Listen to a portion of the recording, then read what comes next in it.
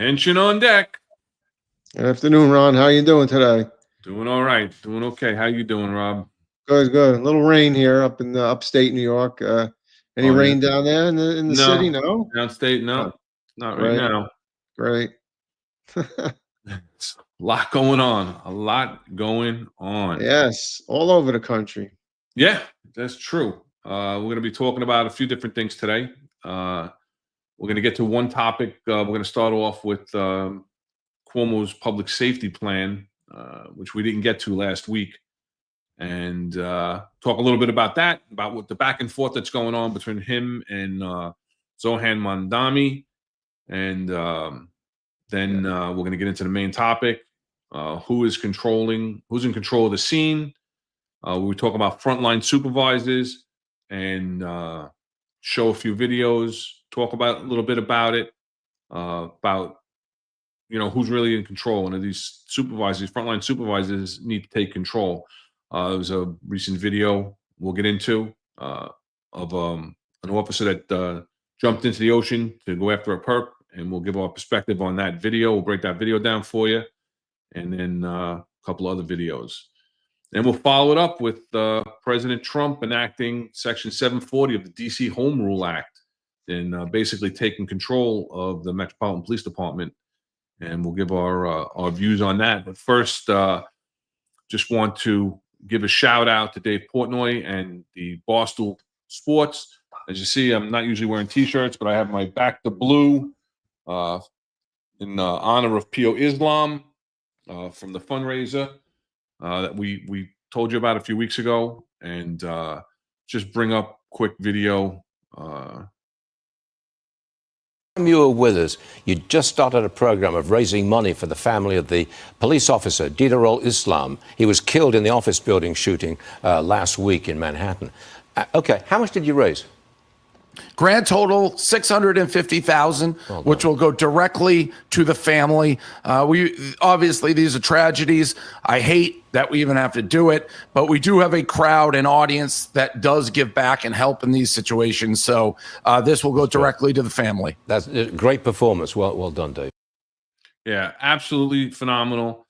And remember too that he personally matches the funds that are raised from the shirts. So they're basically getting 2 to 1 when we order these shirts. So again, great job. I think Tunnels to Towers was going to do something for her too. I think Tunnels to Towers did say that they were going to be supporting the family. They didn't mention it. I think we've talked about it on the show. Not sure if they have a mortgage. It was talked about as part of the eulogy that he did it when he was thinking about his mortgage and everything else. So if he has a mortgage, normally Tunnels to Towers is going to pay that off for a line of duty death. But yeah, Tunnels to Towers definitely said they were going to step up and help out the family. So that's all good, giving support to these families. So you want to just get right into it? Yeah, let's do it. As good old Hassan is saying good afternoon to us. Of course, the first in the chat as usual. So good afternoon, Hassan. Shout out. All right, let's talk about it, right? Cuomo last week came out with his police plan. He plans on hiring 5,000 more officers. By the time he's in office, that many may have retired and left. Increase the pay by $15,000 a year, which he talks about in increments as bonuses for longevity, and allowing retired officers to rejoin the NYPD. Now, that's the one I find rather interesting. What are your thoughts on just the snapshot of his plan? We're going to get. Yeah, I mean, it all sounds great, but what's the meat to the dinner table there? I don't know. There's a lot of stuff thrown out there. I don't know how you're doing it, and I know there's been big talk about retired officers, right? Like, what happens to my pension? What happens if I come back? All these things. So yeah, it's nice to throw that out. And where's he getting the 5,000 more officers, right? I mean, all the issues. So I mean, there's so many things that are problematic with it, and it's just easy to speak and throw stuff out, the rhetoric, but give me the substance to the plan. Like, tell me how you're going to do it. And I don't think he does that, No, I agree. I don't understand where you're going to get 5,000 more officers. This recent class, they put in 1,000, but we also saw that there was some problematic hires in candidate assessment. So I don't know what changes are being made in candidate assessment to vet the appropriate candidates. And the problem is they don't have the pool. So it's great to say I'm going to put in the budget that we're going to hire 5,000 more officers over I don't know what period of time. I don't know if he's talking about over his 4 years as the mayor, but at any given time, even if you came in and you said I want to do another Safe Streets and I want to hire, like my class was over 3,000 in 1993. So you wanted to put a class of 2,000 in right away. It's impossible. It's impossible. You don't have the candidate pool. You don't have the applicants that you can even vet to fill that class. So like you said, where are these 5,000 officers coming from? Because you can't keep lowering the standards in order to increase the candidate pool. And that's what we've seen in the past. And, lowering, we've had the discussion several times about the lowering of the college credit requirement, the lowering the 6 months of the age requirement. You still have to be, 21 when you graduate the academy. So you can be 20 and a half, which it was when I got on the job anyway. But, increased pay, saying if you stay, through the academy, you get a bonus. If you end your probation after 5 years and so forth, all right, you're giving raises. What percentage is that of a raise, really? So, and then for the retired guys, what am I coming back as? Are you coming back as the rank that you left? Or are you coming back as a police officer? Or are you coming back as whatever, a detective? You're going to lose your detective shield? That'd be interesting to know. Are you going to allow them to rejoin? And then I think there was talk about like most of the jobs would be inside jobs. So, I mean, I don't know if I'd want to go back and be stuck on the desk again. When I got promoted to lieutenant, they just changed that thing because it was Abner Louima, right? And they put all the lieutenants on the desk. right. And that's insanity, that desk, man. If you do that every day, you go nuts. Oh. Yeah, I don't know. Bringing us back. Now, again, I don't know. I'm not that well versed. I know there are ways of getting waivers for your pension, but I don't know that. He talks about allowing officers to rejoin while still maintaining their pension. So, are you double dipping? Are you getting a pension while you're getting paid? How does it affect your overall pension? Is your pension going to be recalculated? Yeah. I bet you it doesn't. It's like that drop program. Remember the drop thing they spoke about? Like you could stay on after a time, but that money didn't go towards your pension. It just went into like a fund or whatever. So I don't know. I think QC Beast and class of 8311 back to patrol, man. Back to patrol, no meal. That's where they can throw you out there to the wolves. Yeah. I don't know. I don't know. I don't know what the answer is. But let's take a listen to his actual part of his press conference. It was an hour and a half long, but this is just a couple of minutes when he's talking specifically about this. Let's take a listen. Need more cops. I'm not going to sugarcoat it. Police Commissioner Jessica Tisch, who I think is doing a very good job, by the way. Total number of uniformed officers, year 2000, we had 40,000. Today, 34,000. The applications for NYPD, 2017, you had 18,000 applicants. Today, you have 8,000 applicants. Look at the starting salary to be an NYPD officer. Say you're willing to deal with all this rhetoric and all this turmoil in the city. Okay, how much do I get paid? $60,000 New York City. compared to other cities where I would argue the job is not as taxing. So it's time for a new policy. First, we have to hire more police. I've called for 5,000 more police. We would bring the force to about 40,000, depending on what the rate of attrition is. To hire more police, you're going to have to increase salaries. And you can do that by providing recruitment and retention bonuses. I would propose a $15,000 bonus paid in 2 tranches, $5,000 on graduation from the academy, $10,000 after 12 months. But in that first year, the salary would go up $15,000. Then have a retention stipend for years 2 to 5, 6 to 9, and then a bonus for police officers who stay after 10 years. As an added incentive, add educational benefits, a CUNY, SUNY scholarship as a benefit for people to get them to recruit.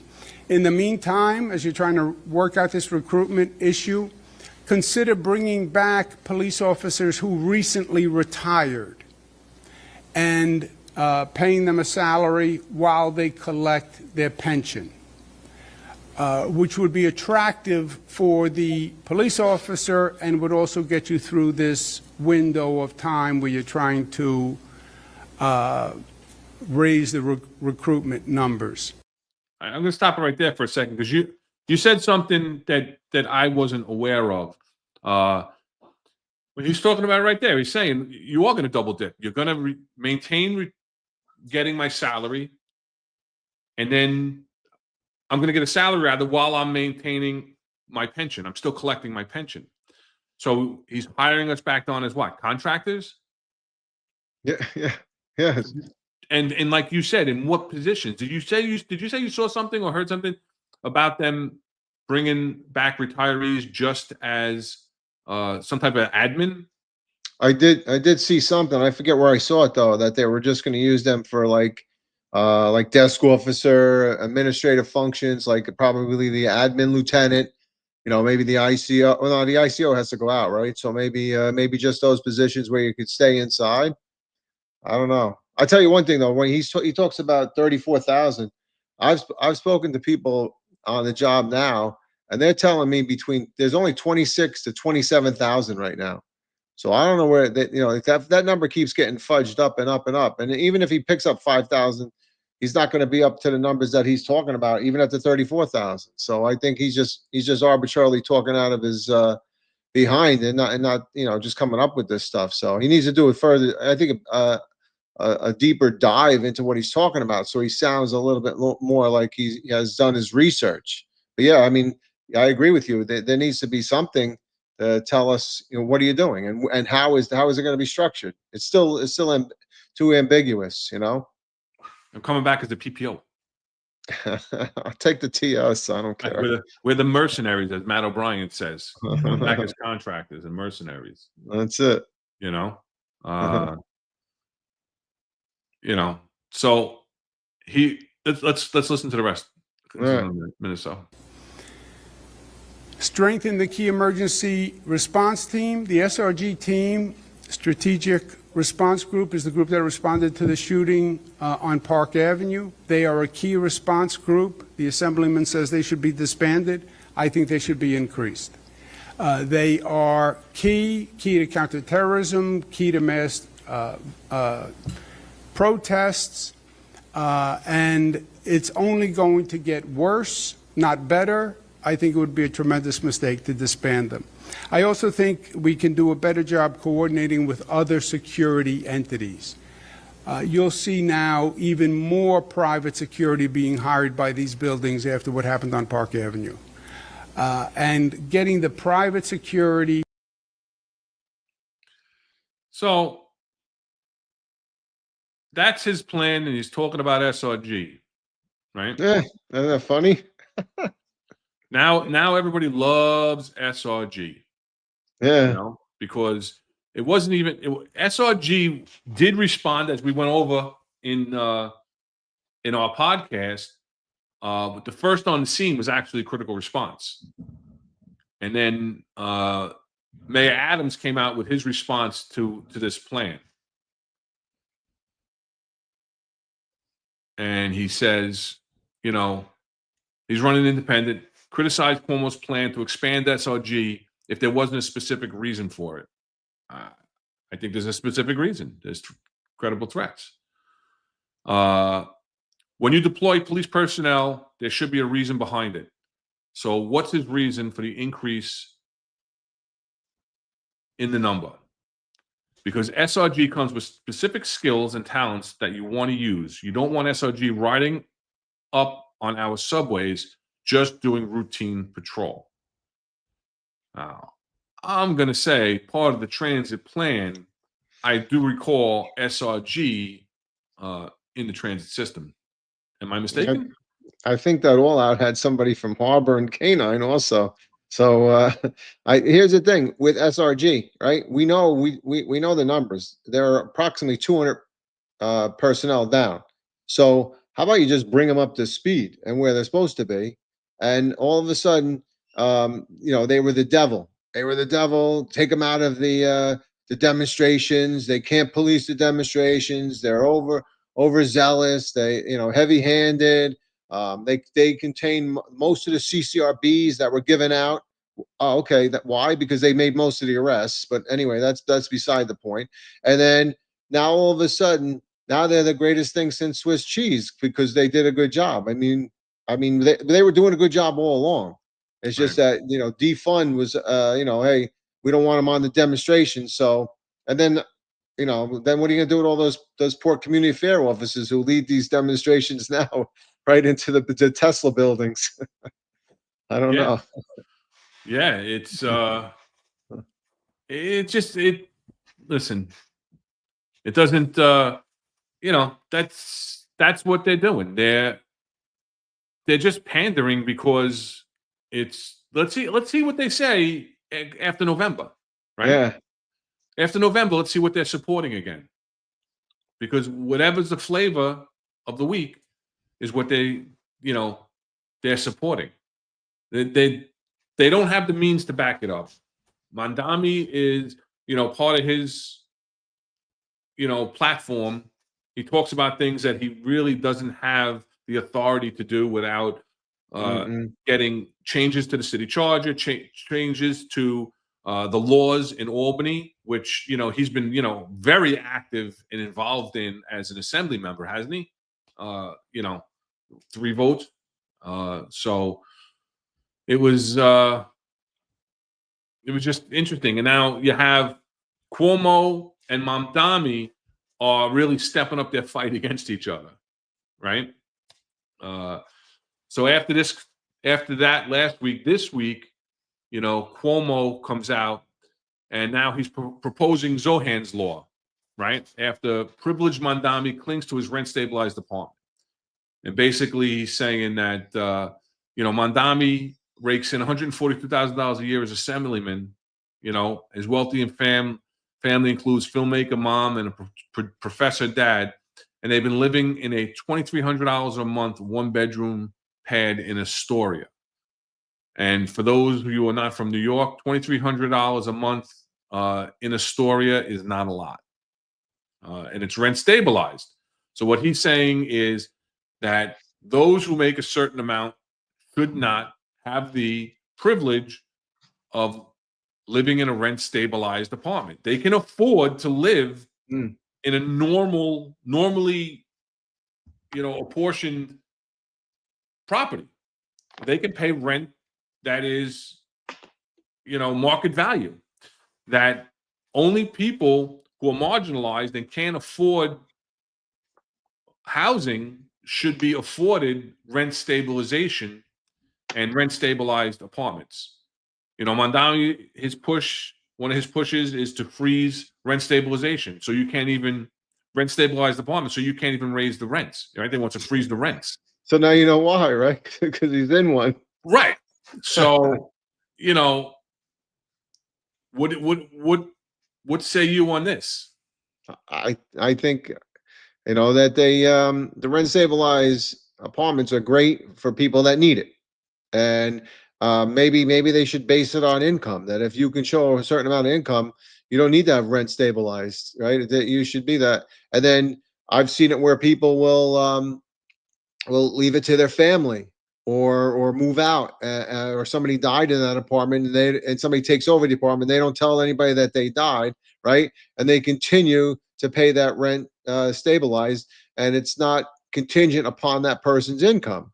So I think it's just it needs to be restructured, and I understand it, and I agree with it that if there's certain people that have a low income that can't afford that type of apartment and deserve it, then they should be able to get that, but and have a rent stabilized so that the landlords don't take advantage of the individual in there and arbitrarily raise the rent way up. I mean, I can understand it. So, but it should be done appropriately, and if somebody shouldn't be entitled to that rent stabilized, then they should they shouldn't be in the apartment, especially like a guy like him. I mean, he comes from a pretty rich family, from what I understand. So, Yeah, George Martin, he says, just put them both in a smoker. LOL. But it's it's really amping up, right? So Mondami's most recent political ad, it's basically calling out Cuomo pretty harsh. yeah, it's getting dirty, right? It's getting dirty. Let's take a look. Years ago, Andrew Cuomo resigned in disgrace, and you probably know why. The governor's office kept the nursing home death data secret. Cuomo aggressively groped an aide. Inappropriately touched a female state trooper. Use of state resources for a COVID-19 memoir. Less well known is what he spent the last 4 years doing, besides getting trounced in the Democratic primary. In 2022, Cuomo started Innovation Strategies LLC to represent individuals and corporations in a variety of matters. Definitely not vague. Last year, it raked in more than $500,000. Who paid for Cuomo's services? He refuses to say. But what journalists have been able to piece together is troubling. In April, Bloomberg revealed that Cuomo advised a cryptocurrency exchange based in the Seychelles as it faced federal investigations. Then in May, Politico reported that Cuomo failed to disclose $2.6 million in stock options to the New York City Conflicts of Interest Board. His excuse? The stocks were technically owned by Innovation Strategies LLC, of which he's the sole proprietor. Finally, in June, the New York Times uncovered that Cuomo had worked with his longtime friend Andrew Farkas on a luxury marina project in Puerto Rico. Farkas' previous partner on luxury marinas in the Caribbean, Jeffrey Epstein. We had a finance chair like none other, Andrew Farkas. That's the thing about Andrew Cuomo. Once you think you found out about all of his scandals, you find out about another, and then probably another. But if my friend, the disgraced former governor of the state of New York, feels that's unfair, Habibi, release your client list. Habibi, release your client list. So we both looked it up. Habibi is a endearing term of my love or my friend or things like that. So he's telling him to take down to show his client list as to who paid for what.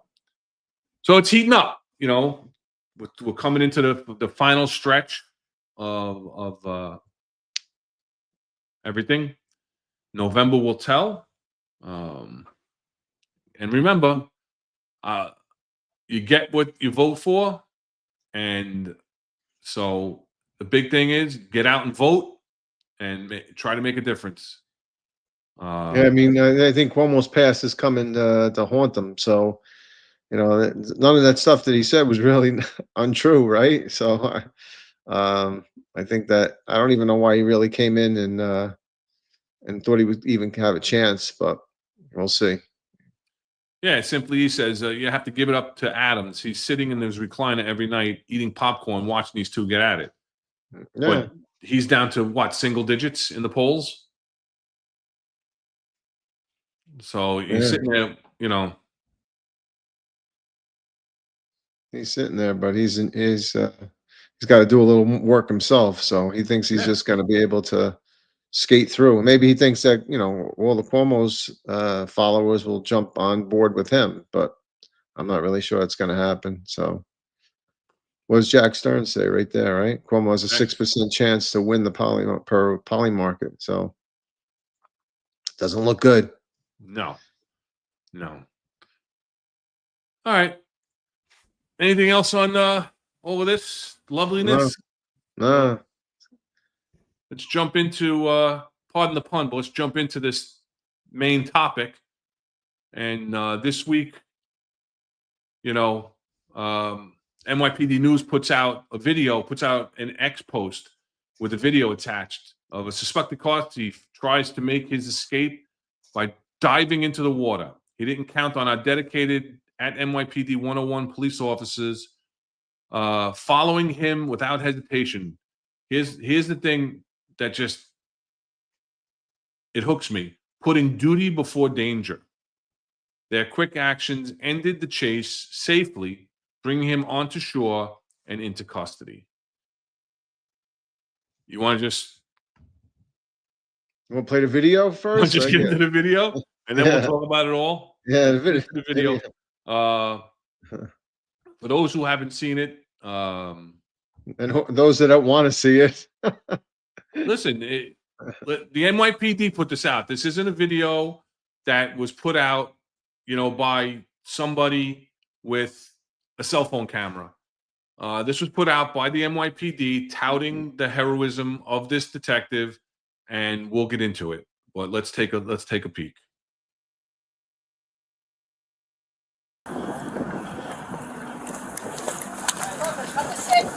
Stop there! Stop there!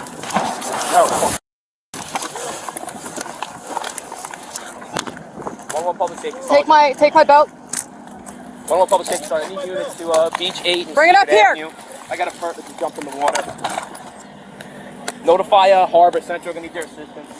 So I'm gonna need units to cover the beach. Jim, are you in?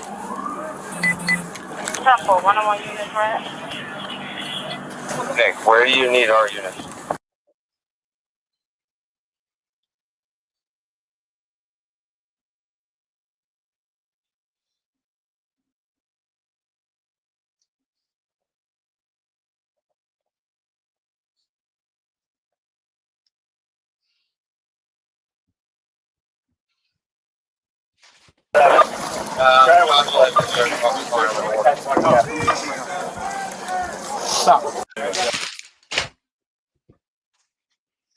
So, I mean,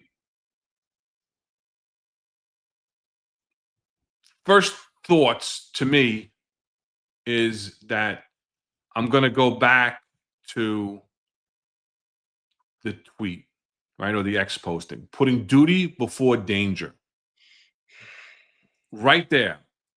I think there's been a lot of talk. And again, we named this episode, who's in control of the scene.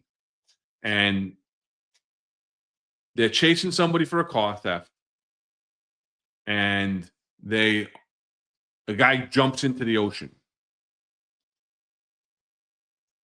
So this officer, who seems very confident, seems very fit, seems very able to be able to go into the water and swim out and, confront this perpetrator.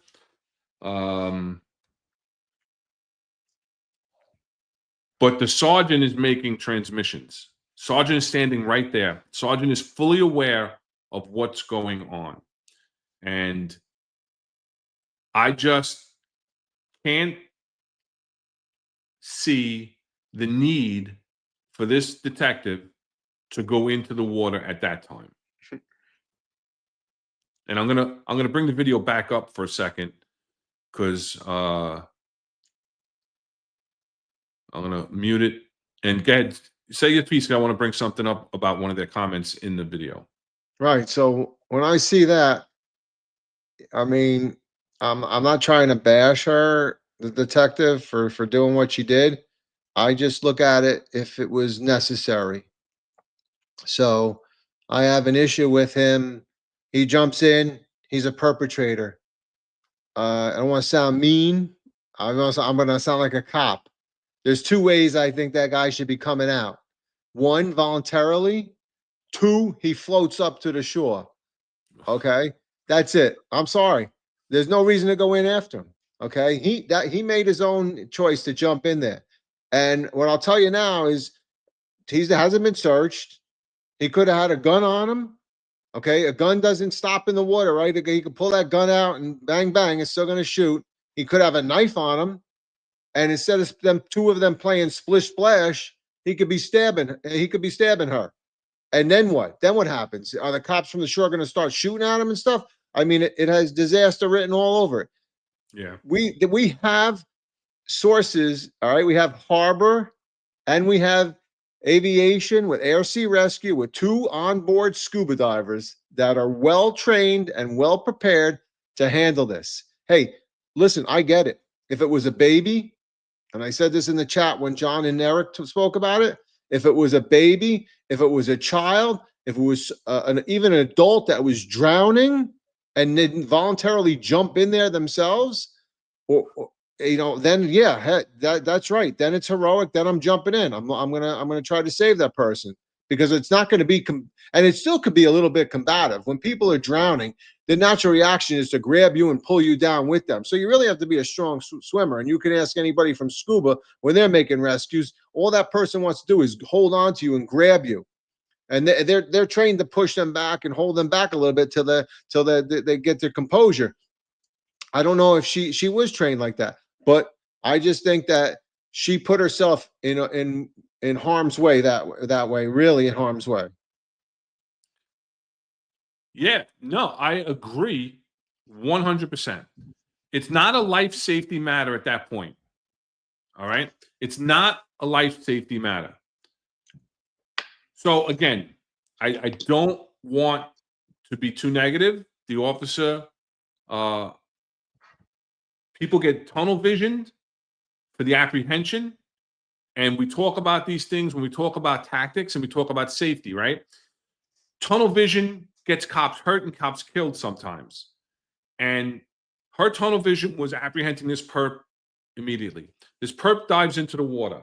So what do we see on the screen right now? We see her splashing him in the face. I don't know why they have him blurred out, but they have her splashing him in the face.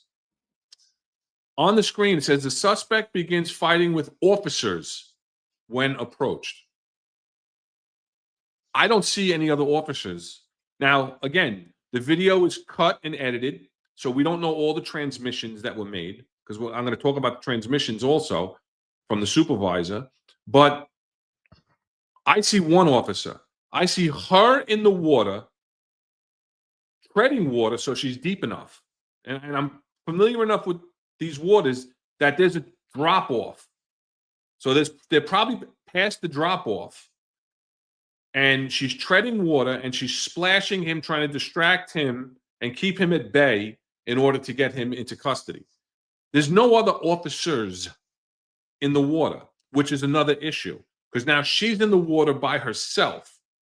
And now, like you said, what happens if this perpetrator, who we see when he walks off, right? When they walk him in, he's in pretty good shape. Look at the size of his arms, right? This guy's in pretty good shape. I don't know why they're blurring him out. He was arrested. You know, you're allowed to show his face, right? But here's the thing. Just freeze that for 1 second. She could have walked around that fence and just went off from the shore in. She didn't have to do that dive. Look right there. Why didn't she just go in? That's where she dove off, by the fence line. Why didn't she? First of all, you jump in that water, you don't know what's in there. There's rebar.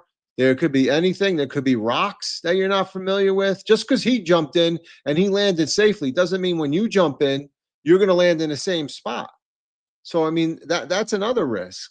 So these and all these risks that I say, like our topic talks about, this is what the sergeant should be thinking in his head before he allows his officer to jump in there.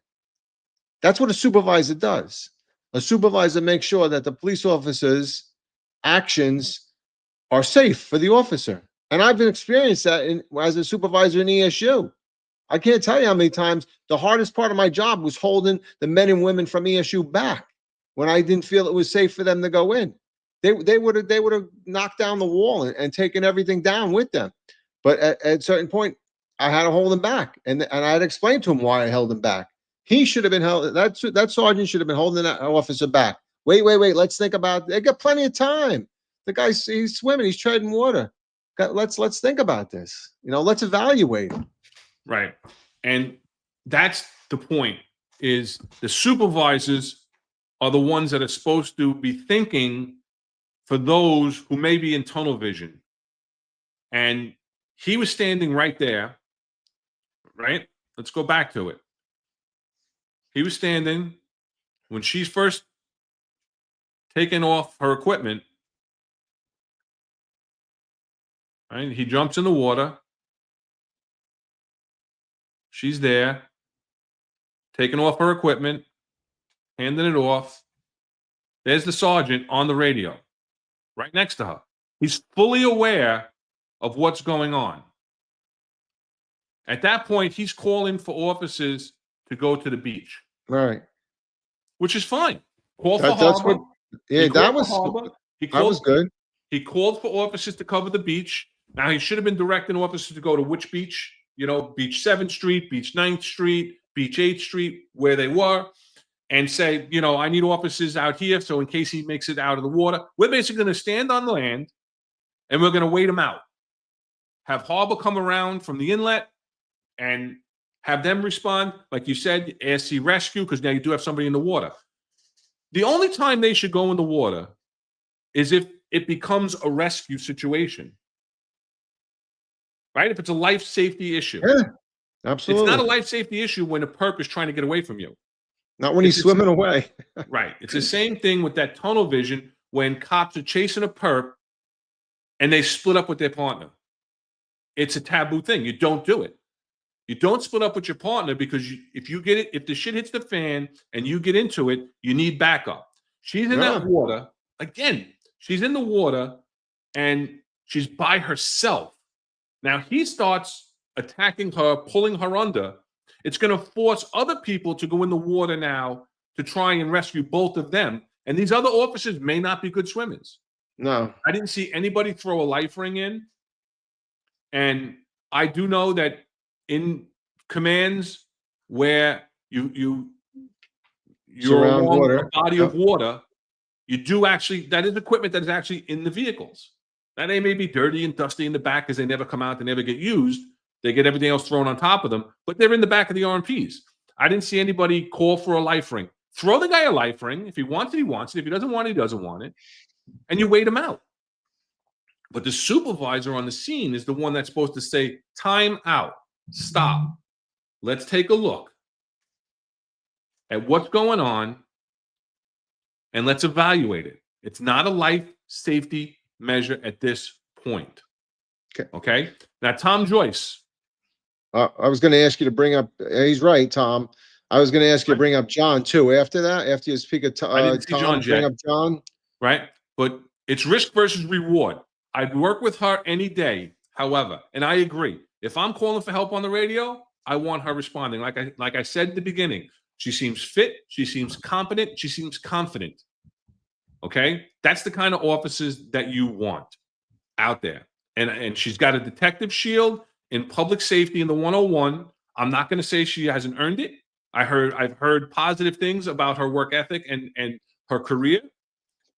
I just think that this was a poor choice and that the supervisor should have took control of the scene. She was controlling the scene, and that's what we're talking about today, is who is in control of the scene, right? The sergeant there, I don't believe, was in control of the scene.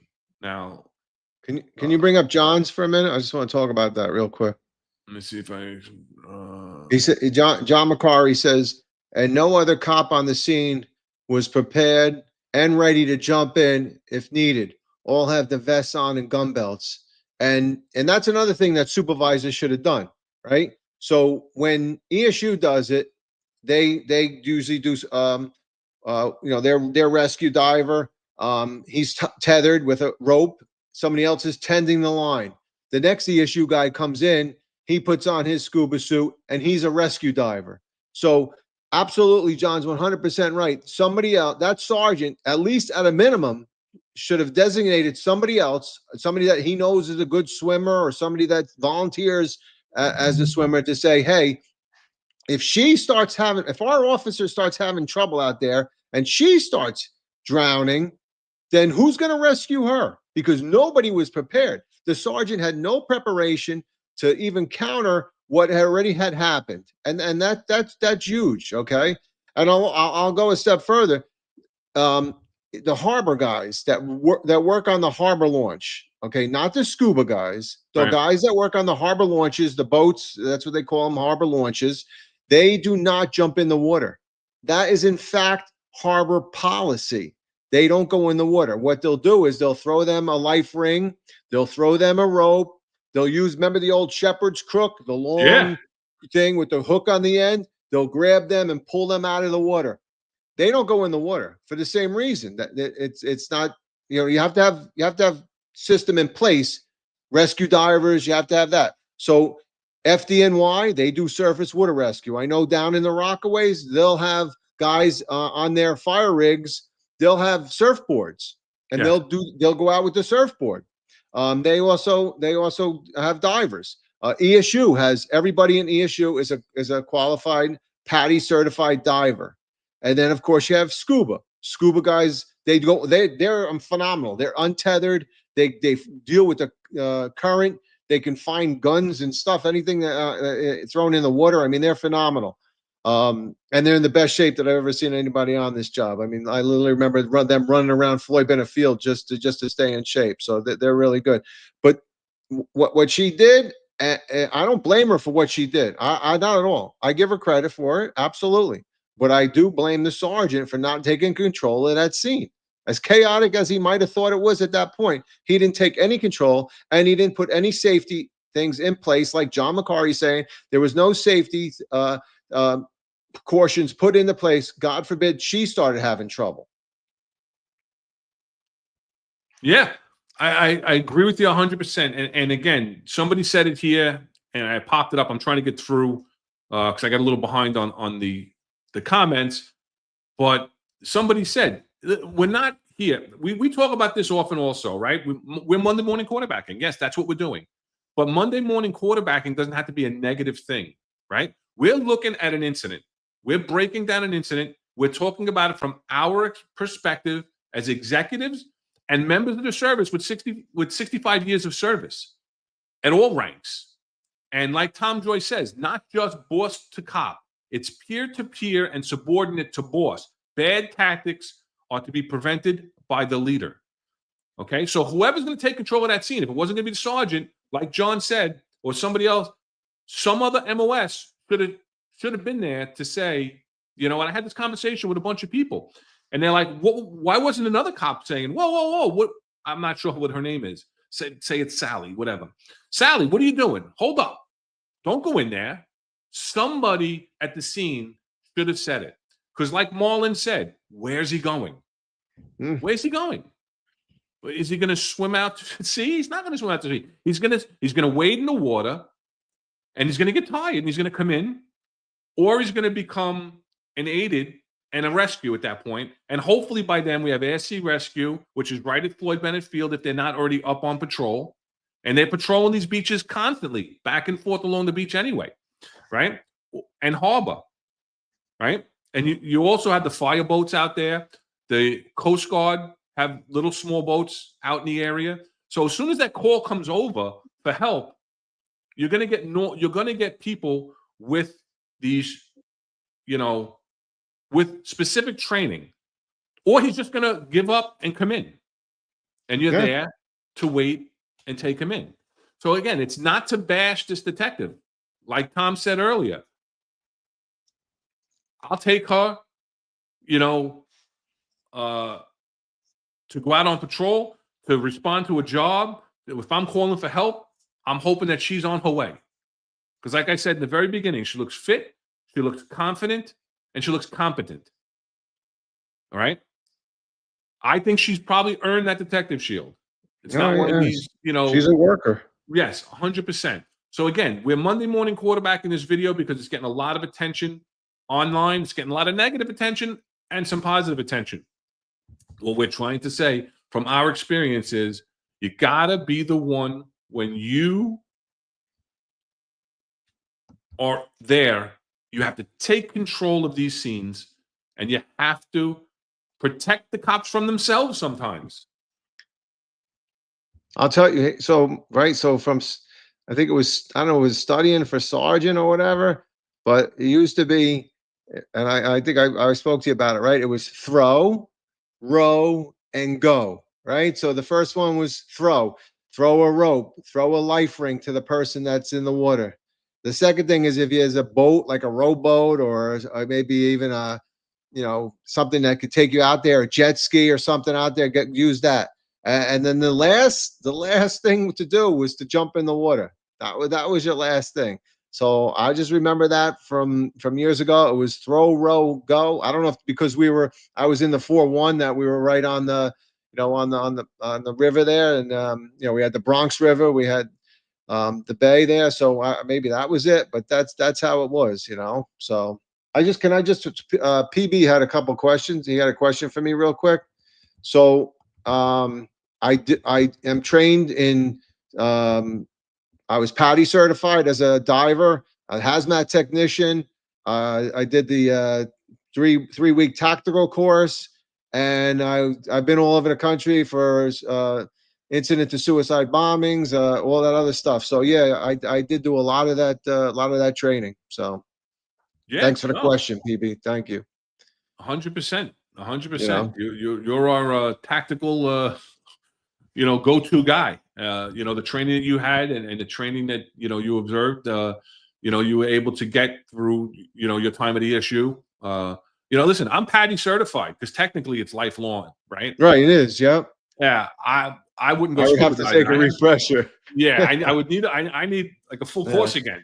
To be Yeah. honest with you, and listen, when I took it and I was diving in the waters out here off of New York and everything else, it's great. It's great experience, rough currents and everything else. And it actually saved my life on a dive in Mexico once. That's another story, right?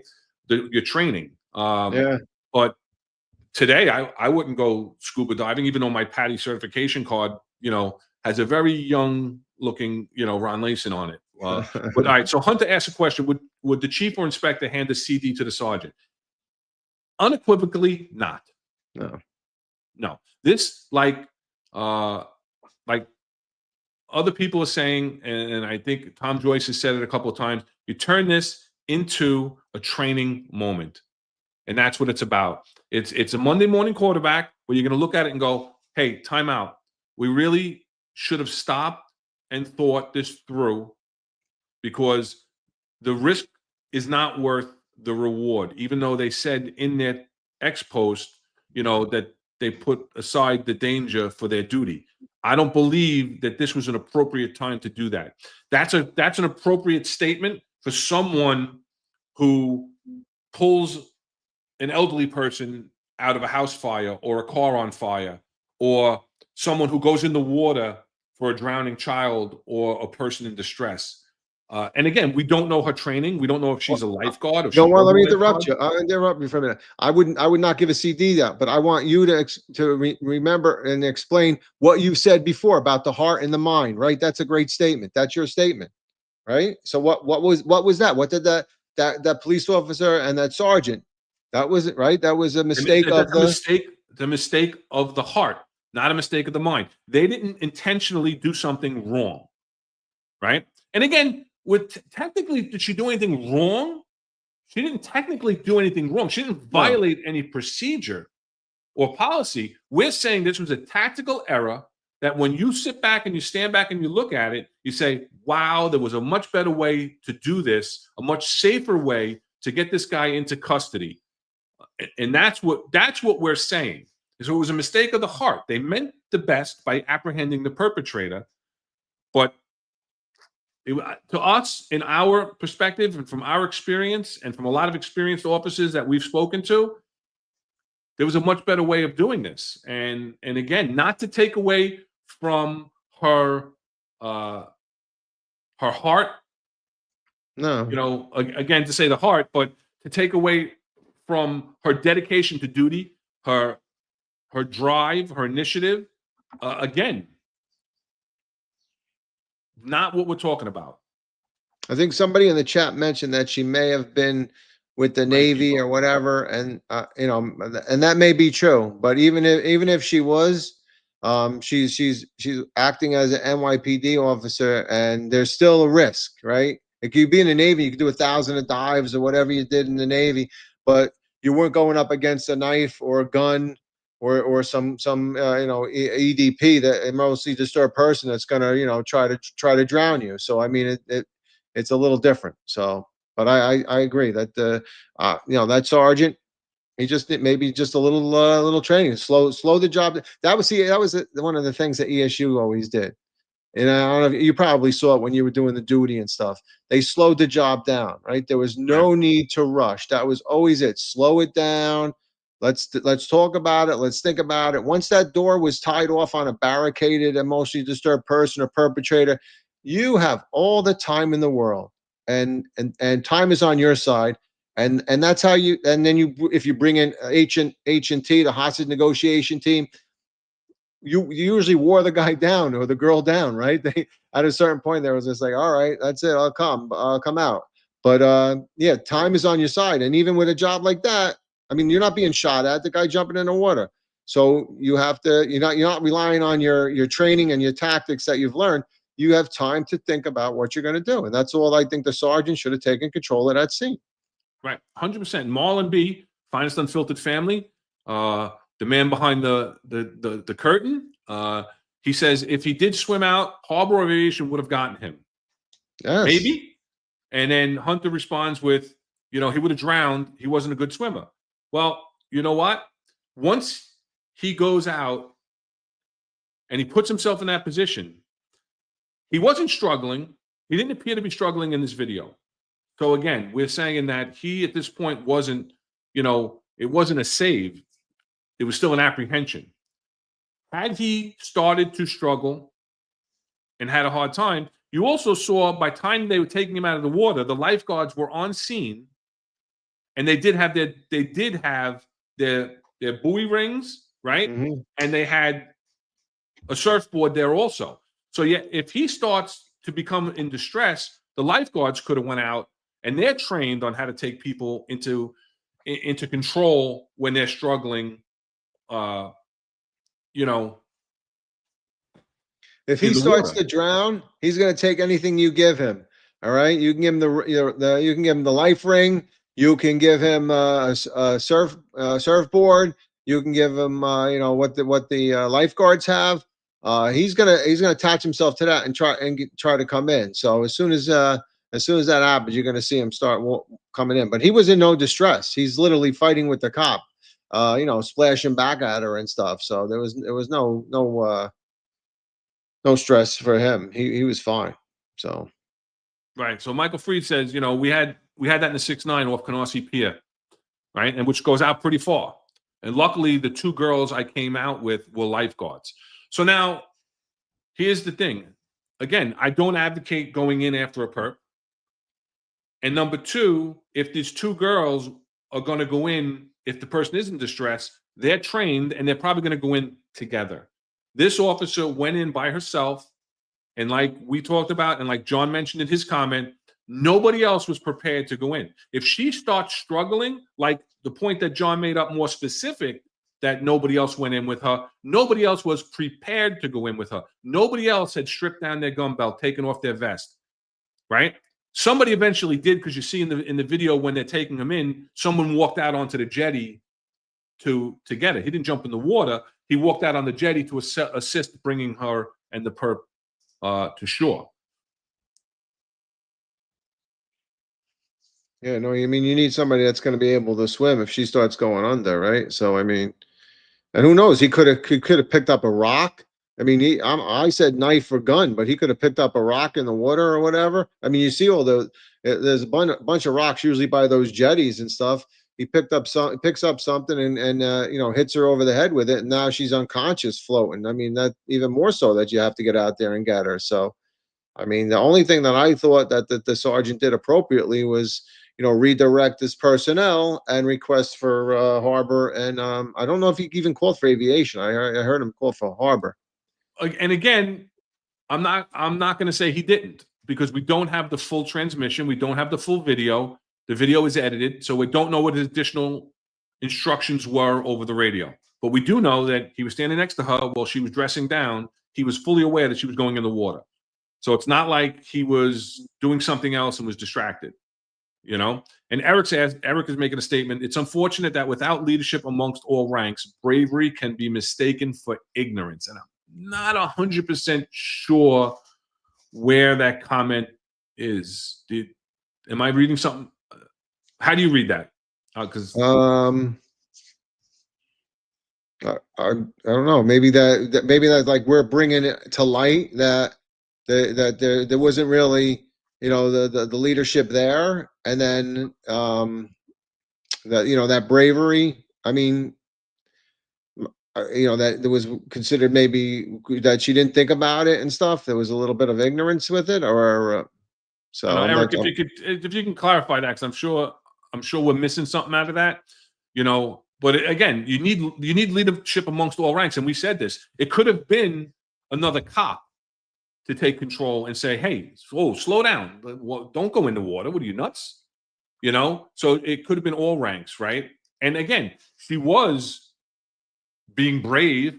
She was being aggressive, which is what we want our cops to be, right? Aggressive in a controlled, aggressive manner, right? And I don't think that she was ignorant. I think that she had tunnel vision and that she didn't think of the big picture. There was no plan. And it was just a reaction. Where was Kaz's drones though? Aren't they supposed to immediately deploy and stuff? And I like the Sleepy Joe had given us 511 to your licorice and Diet Coke fund. And he asked, can Harbor get some trained sharks for patrol? Dogs are to canine as sharks are to harbor. So there you go. You got your 511. You got your licorice there. Rob is the one that started this. I don't know where it came from. The licorice and the Diet Coke.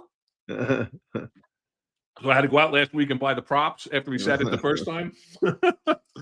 But thank you very much, Sleepy Joe, for your support. You're on the chat all the time. We appreciate it. But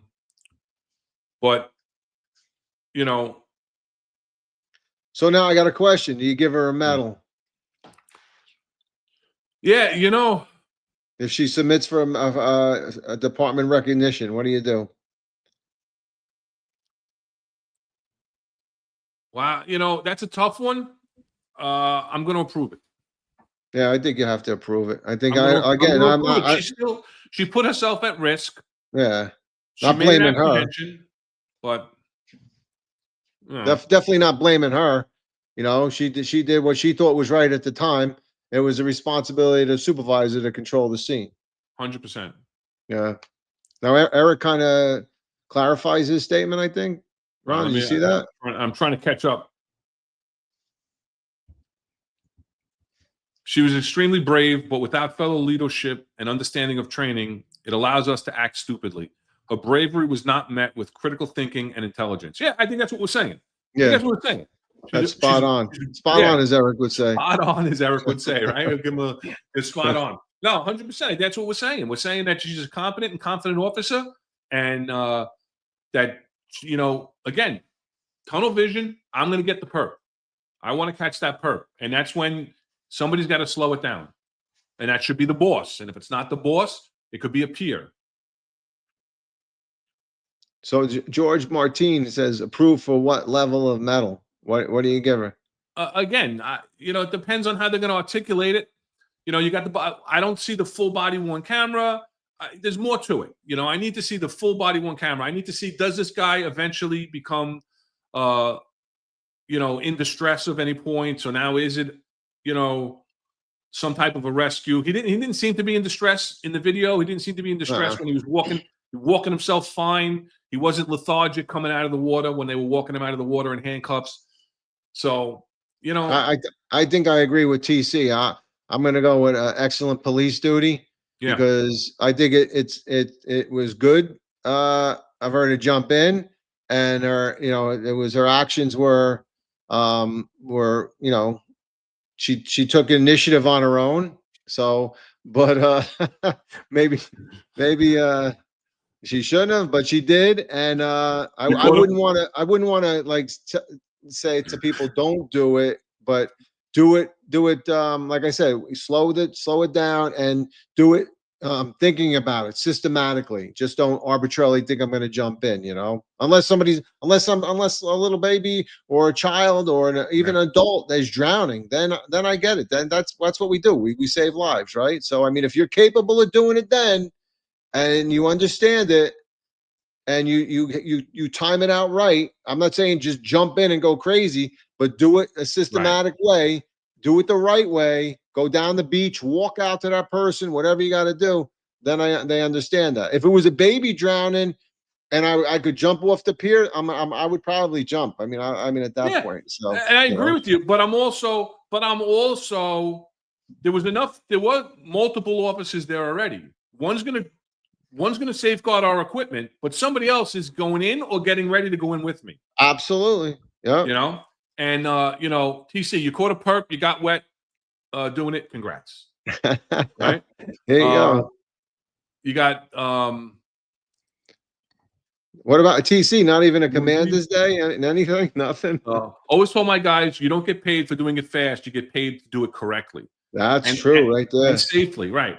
And then stay trained up is suspending her and her goofy sergeant for potentially putting a team in jeopardy. Totally disagree. I don't think there's any discipline to be doled out here whatsoever. I think that hopefully they've learned because of the attention the situation has garnered. I think the NYPD News putting this out did a disservice, but also is doing a service because it has us talking about it, right? It has us talking about it. It's got other people talking about it. And that's the important thing is we're talking about it.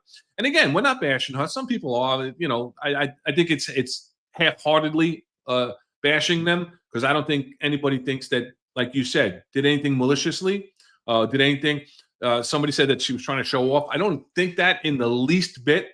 I think that she did what she thought was right at the moment. Tunnel vision, didn't think it out, didn't formulate a plan, and didn't think 2 steps ahead. Right? So, yeah, no, I mean, I think, I agree with you. I think, do we condone it? I mean, I think it's also the NYPD that what they do is, and like Marlon always says, right, it's perception management. So we understand it, we can discuss it. You PATI certified, you were a CO, you understand command leadership and how to control things, the scenes. They just put that video out so that everybody in the public sees, oh, look how heroic these cops were. Look how they did, jumped in on at a risk to their own safety and everything else and saved this poor perpetrator from drowning himself. So again, I go back to what Marlon says. That's perception management. That's like, hey, let's throw this out. It looks pretty cool. Let's do it, and not think that, hey, what happens to the next cop that can't swim and says, look how they loved what the detective did out in the Rockaways. Look how great she was. I'm going to do it too. I'm going to jump in. And the next thing you know, Harbor or Aviation's rescuing that officer. So you got to be careful what you put out there. It has to be controlled. It has to be done safely. Yeah, TC says, this is what the CO should say. Great job. Don't ever effing do that again. And that's what John put out on his tweet, right? Great job. Don't ever do that again. Right. And that's the truth. It's a training. Take it as a training moment. And that's that. Reacciona Puerto Rico says, I know of too many Border Patrol agents that have drowned doing things like this. She's lucky that she wasn't in the water for too long. That vest weighs 40 pounds, soaking wet. She wasn't wearing her vest. Her vest was taken off. Eddie Lutz says, give her the big orange life ring. I'm sure that there are life rings hanging on her locker at some point. Yeah, definitely. I think it used to be if you did a life a water rescue, I forget who it was. Eddie might remember. They used to give a $500 reward if Yeah, I forget who it was. I don't know who did. I don't know if it was the Coast Guard or somebody used to give if you made a rescue in the water, you would get a $500 reward for doing that. So And Eric says she deserves a medal.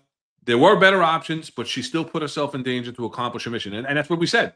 I Yeah. agree with you. I agree with that. That's why I said that I would give her a medal because she did put herself in harm's way in order to apprehend this perp. Now let's discuss it and say, don't ever do that again. I'm gonna give her an EPD with a little shark in the middle because she beat the sharks out there. So it'd be a little nice, cool little new medal, a new medal.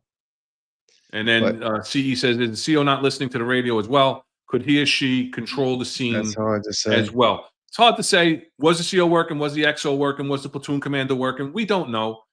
Again, you don't know. I did hear the sergeant say that the perp went in the water, requested harbor, requested units for the adjoining beaches, right? I never heard him say that the officer had gone in the water. Yeah, he should have. But he may have. We have not listened to the entire radio transmission.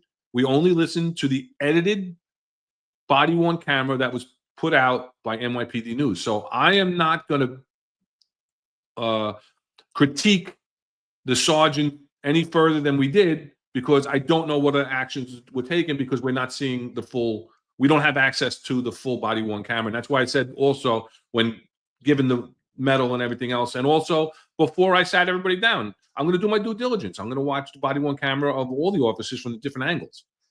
See, so the sergeant, the CO, whether he's in his office or not, he's depending on that sergeant and the platoon commander to take control of those scenes. That's their job.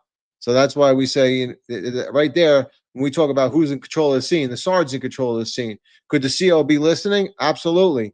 I used to listen to my radio all the time and at my desk, but that's not the point to control the scene from there. You're depending on the sergeant to control the scene there. And putting it over the radio, that's done all the time. When ESU puts divers in the water, they get a time check, central, be advised, divers in the water, and get a time check, central. So we know how long the person's in the water, and everybody knows that there's somebody in the water. All right. What do you got there? Stay tuned up, and a couple other people are telling us to stop defending the nonsense, that it was reckless, and I'm not going to agree. I'm going to agree that she didn't think it through. I'm going to say that they didn't think it through, and the supervisor on the scene is the one who should have taken control of the scene, told her to stop, told her to slow down. And now Lenny is saying, Lenny 44.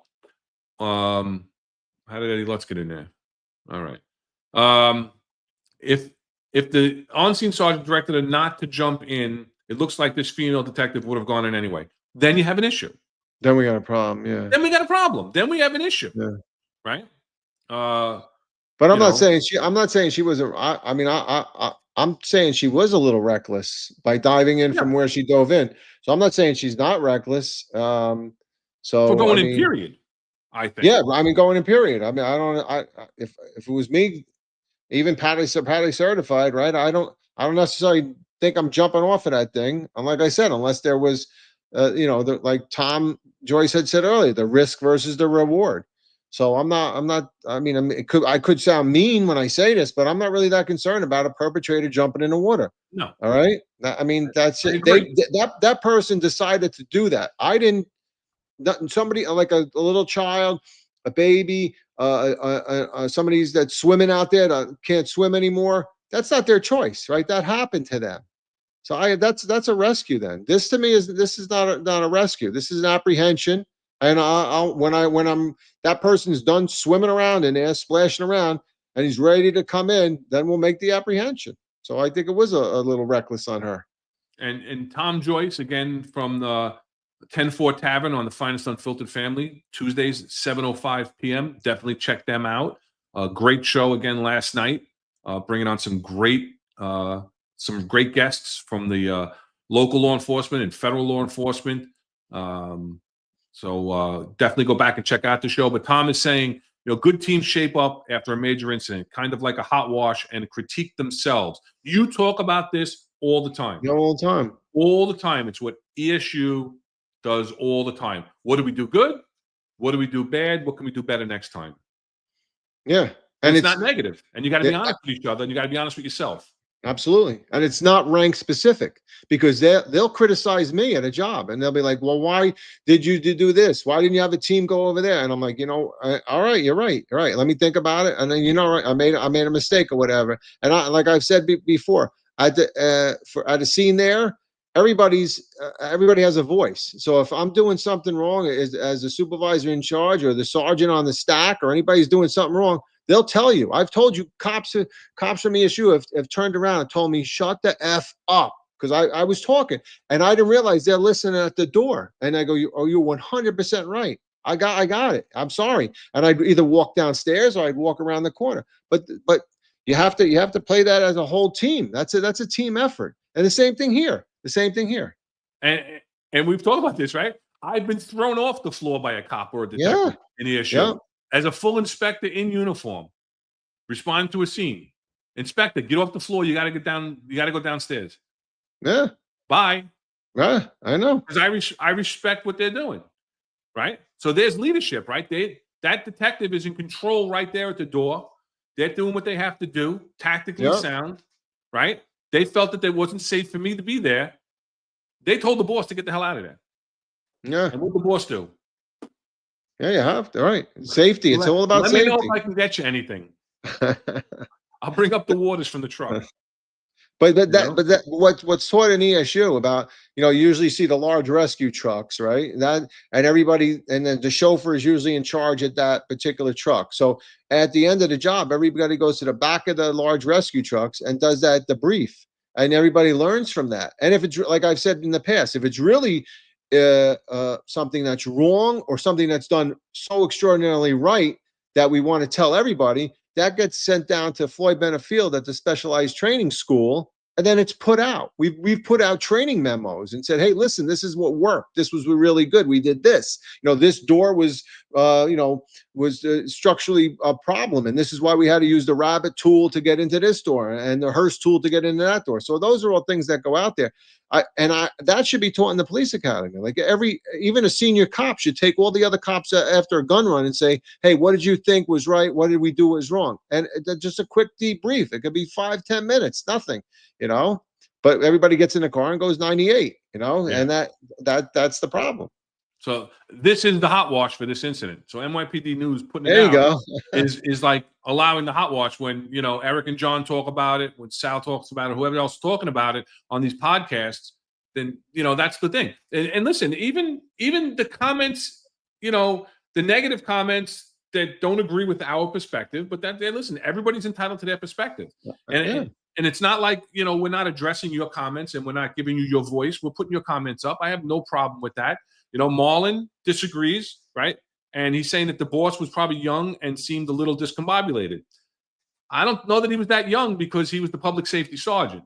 So I'm going to assume, and we don't have to assume, right? But I'm going to assume that this sergeant has some tenure, that he was chosen to be the 101 public safety sergeant, right? So definitely discombobulated though a little bit. I mean, other than not being able to control the scene. I mean, he knew the transmissions. He knew what he had to do. He just needed to redeploy his personnel appropriately. I don't think he did that well. I would hope not. With that, I hope not. That with that one we just said. I hope Jessica Tish isn't reprimanded. Yeah, no, I don't think she's not going to get reprimanded. They kind of painted themselves into a corner when they put out that post. Yeah. So even if Jessica Tish or somebody else in the executive corps felt like some of the people in the chat feel, where it was completely reckless and that the supervisor deserves some type of discipline, they kind of paint themselves in the corner by putting out such a touting post, how they put, their bravery above duty, So I don't think so. And then did she intend on swimming with the perp out to the open, or if he swam out in that direction? We don't know. We don't know what, I hope she wouldn't follow him out there, because that's worse. I mean, is the further you go out, right? The more you've you've swim out there, right? So now you're gonna get tired. You'll be swimming more, and don't forget you gotta swim back. I mean, at a certain point, all right, swim as far as you wanna. The further they swim out, the easier it is for Harbor to get them, because then they don't have to worry about hitting the ground, right? You don't have to worry about bottoming out. Stay Yeah. trained up. By the way, I love this discussion and respect both bosses, just different opinions. Exactly. And stay trained up. We appreciate your input. We appreciate your experience, and you always giving your perspective. You're very active in the chat, and we appreciate that. We appreciate our listeners. We see some new handles that are in here, and we love that. So, listen, we appreciate it. And that's what it's about. I say it all the time, right? A podcast is not a newscast. It's two guys who have police experience, executive experience. We're giving our executive perspective on incidences, and we're talking about what we think the right thing would have been to do from our experience, and things that we've seen, both positive and negative, in our careers. And that's what we're talking about, And somebody brought up the drones earlier, and the drones are out here all the time. Are out on the beach all the time, buzzing by, closing the beach down when they see a shark 200 yards offshore in their natural habitat. And I don't know if any drones did respond. They do listen to the division radio. They do have drones up. Whether they were up exactly then, who knows? Yeah, no. Got anything else on this job? Do you want to do another job, or you want to move on? I would just what HFL says, right? I won't say the word, but did anybody in this chat ever say, "What the F are you doing to your partner?" Absolutely. That's what we said. We said 100%. You have to sometimes, and sometimes you hope that person says the same to you. Oh, what are you doing? What are you standing there for? Get over there. You're crossfire or whatever. You're in the way. You're exposing yourself. So yeah, I think you have to, right? I mean and like we always said in ESU and SOD, at any job, everybody's a safety officer. So if you see something that's not right, say it. Say it out loud. Tell everybody, because there's no reason to keep it to yourself. Yeah, you got to, and if you have to use that, you got to tell them to get the F out of the way, or do that. What are you doing? Absolutely, 100% there. You got Bones 1999. Civil discourse is important. Active cops watch and listen, and will learn from these discussions. A lot of vets in here to learn from. 100% Bones. Thank you so much for that comment. I appreciate that. Yeah, and that's what we're saying. At first I'm saying that I think that NYPD News did a disservice by putting it out, because people are talking about it negatively and positively, but then I changed my opinion rather quickly when I thought about it, because I think they did a service, because we are talking about it. And like you said, this is the hot wash, and John and Eric talking about it is the hot wash, and everybody in the chat talking about it is the hot wash, right? We're talking about it. And again, I think I have respect for her as an officer. I just think that this job could have been handled differently, and the supervisor should have taken control of the scene. And she wasn't in control of the scene. Right. No, you can't act, you just like you said earlier, you can't act independently on certain jobs, right? On a gun run or something like that. You have to, that's why it's a two-man car, right? You and your partner. You have to work in conjunction. I can remember, and I said it before here, like you have to develop code words. If you're doing a car stop and you see a gun, right? It has to be like, you can't say gun, right? You have to be like, hey, Ron, 26501 sub 4. All right. And Ron would be like, all right, I'll write him a summons for that. And then we know that we need backup because this guy's got a gun, right? So, I mean, there's all these things that you gotta tactically work these things out. And being that you're patrolling those areas, you got to decide whether or not, I'm going to dive in, and oh no, you're not. We're going to do this. We're going to do that first. I can tell you, when I was in the 4-1, my partner Mark and I, we would never have dove in. We would have waited for Harbor. There was no way, You couldn't, but back then, back in the early '80s, in the late '80s and early '90s, you couldn't see the water. Now, at least now you can see a little bit of the bottom of the water. So, Yeah. Hey, listen, we are an hour and 20 minutes into it. So let's hit that like, share, and subscribe button. Get the algorithm going. Keep us going. What do you say? You want to do another one? Or you want to move on to DC? no, yeah, maybe just hit one more. The other ones, yeah, because I know you put a lot of work into it, so we That's could, it. yeah, It's one or fine. two is good just to throw them up. All right. Like we said, we're talking about, who's taking control of the scene. And, it's the frontline supervisors that need to take control of the scene. So we're going to show you another job. We talked about this on a prior episode when we talked about transitions to supervisors. But again, we want to show you how chaotic things can be, and that you need a boss to take control of the situation and start direct things, or somebody else has to if the boss isn't doing it. So this is a job at a Shelter, right? yeah. Oh, you want to do the shelter? All right. A job at a shelter for the Migrants. that's the word. I wasn't sure which word I was going to use. We'll use I'm here. migrant. I'm here for you. Migrant shelter. Thank you.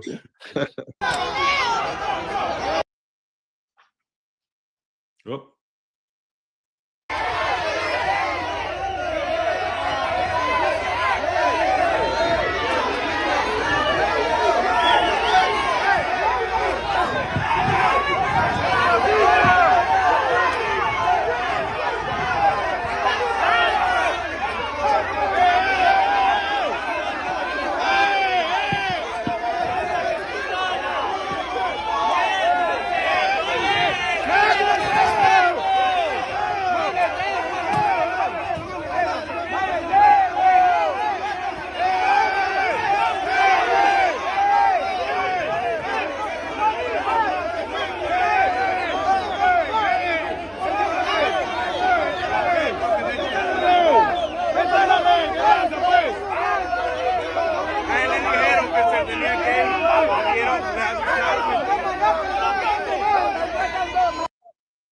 So just to stop it and jump in real quick, what you're seeing here is you're seeing just chaos. You got a sergeant on the ground trying to put somebody in custody when there's a whole bunch of other cops around, instead of the sergeant controlling the scene and giving directions on what to do. Who do I see is in control right now? I see this one officer who's speaking Spanish, who's trying to control the crowd and keep people back.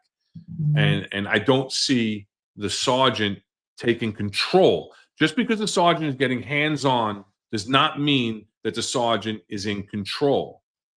Okay? Listen, there's a time when you need to fight and you need all hands on deck to get involved, and the supervisor has to get involved to get physical. Then so be it. But in this case, you're trying to apprehend one perp. You have more than enough cops there that you should be giving direction and not be hands-on, because then you can't control the scene. You don't even know what's going on around you, and just watch as the chaos gets worse. They start throwing things at the cops and everything else. Hey, well, just a quick shout out though to class of 8311. Ron says he's going to catch he's going 1063 and catch the rest on the podcast. And if you're taking questions at the end of the night, which we will be, right? If we have time, we'll take some more questions. And he asked, did either of us lose contacts or get pushback from the executive perspective show from current or retired bosses? All right, go ahead. You want to go? Go ahead. I haven't gotten anything. You got any pushback from anybody from current or retired bosses? No, I get positive feedback. Yeah, Positive feedback, and I've had people call me in regards to things that were either on our show or on Eric and John's show. All right, so Central's holding one. The sergeant will pick it up. Let class of 83, 111 go to meal. Right? There you go.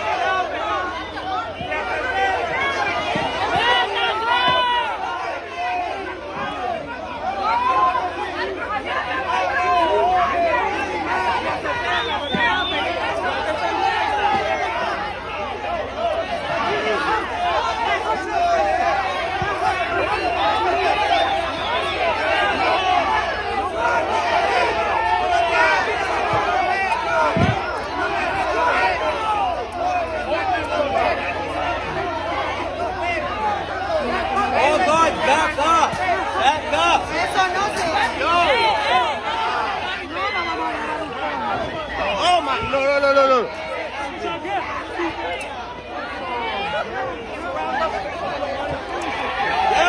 Security, surround the cops. Surround the cops. Surround the cops. So now we have security taking control of the scene because security is being vocal. And I still haven't heard the sergeant or seen the sergeant give one direction. Watch out, watch out, watch out, watch out, watch out, watch out, watch out.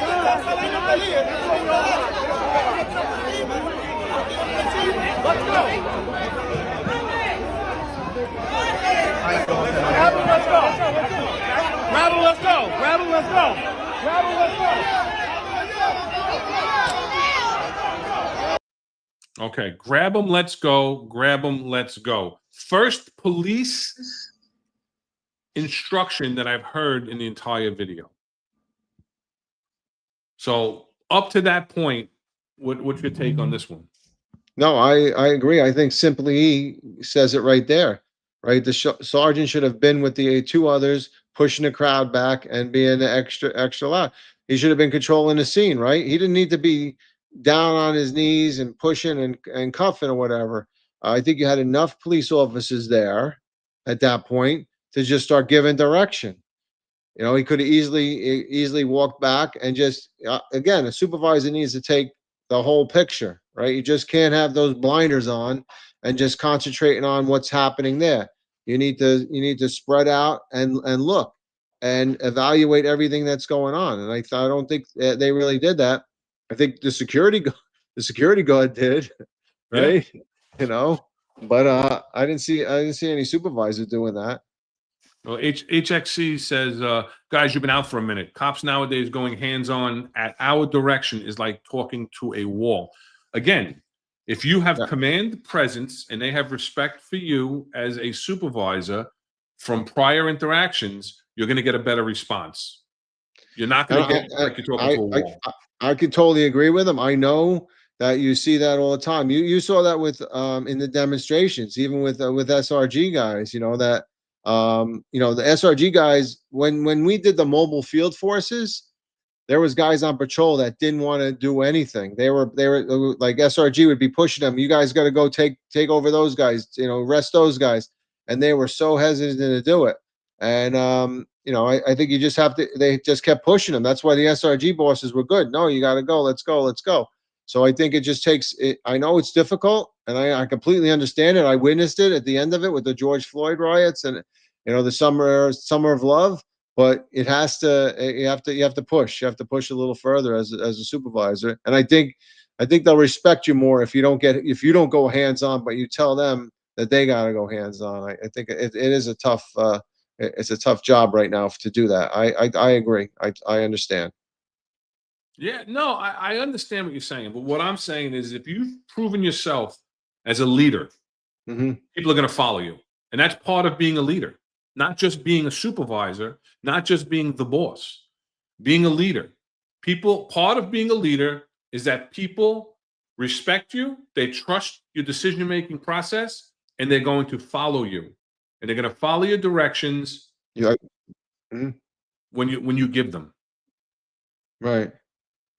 No, I think you're right. You have to, but there has to be some incentive. There has to be the ability to motivate. You know, so it is that's where I think it's difficult to get to even motivate things. You know, like we've said, there's internal pressures, external pressures. So motivation is a little more difficult at the current time, I think. Right. Marlon says, you know, that's why many white shirts have to go hands-on now.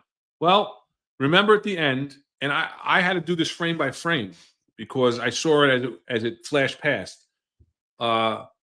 Remember the only police directive that you heard, besides that one officer speaking to one of the residents in Spanish, was at the end, get him out of here, let's get him out of here.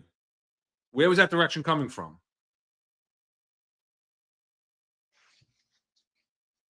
Oh, hold on. I have to take down the video first. Remember I told you how to control that? Remember?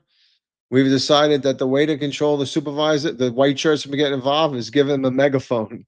Well, If you get if you give them a megaphone, then one of their hands are always talking and giving direction. So I think that's the way. But yeah, there you go, right? You see it.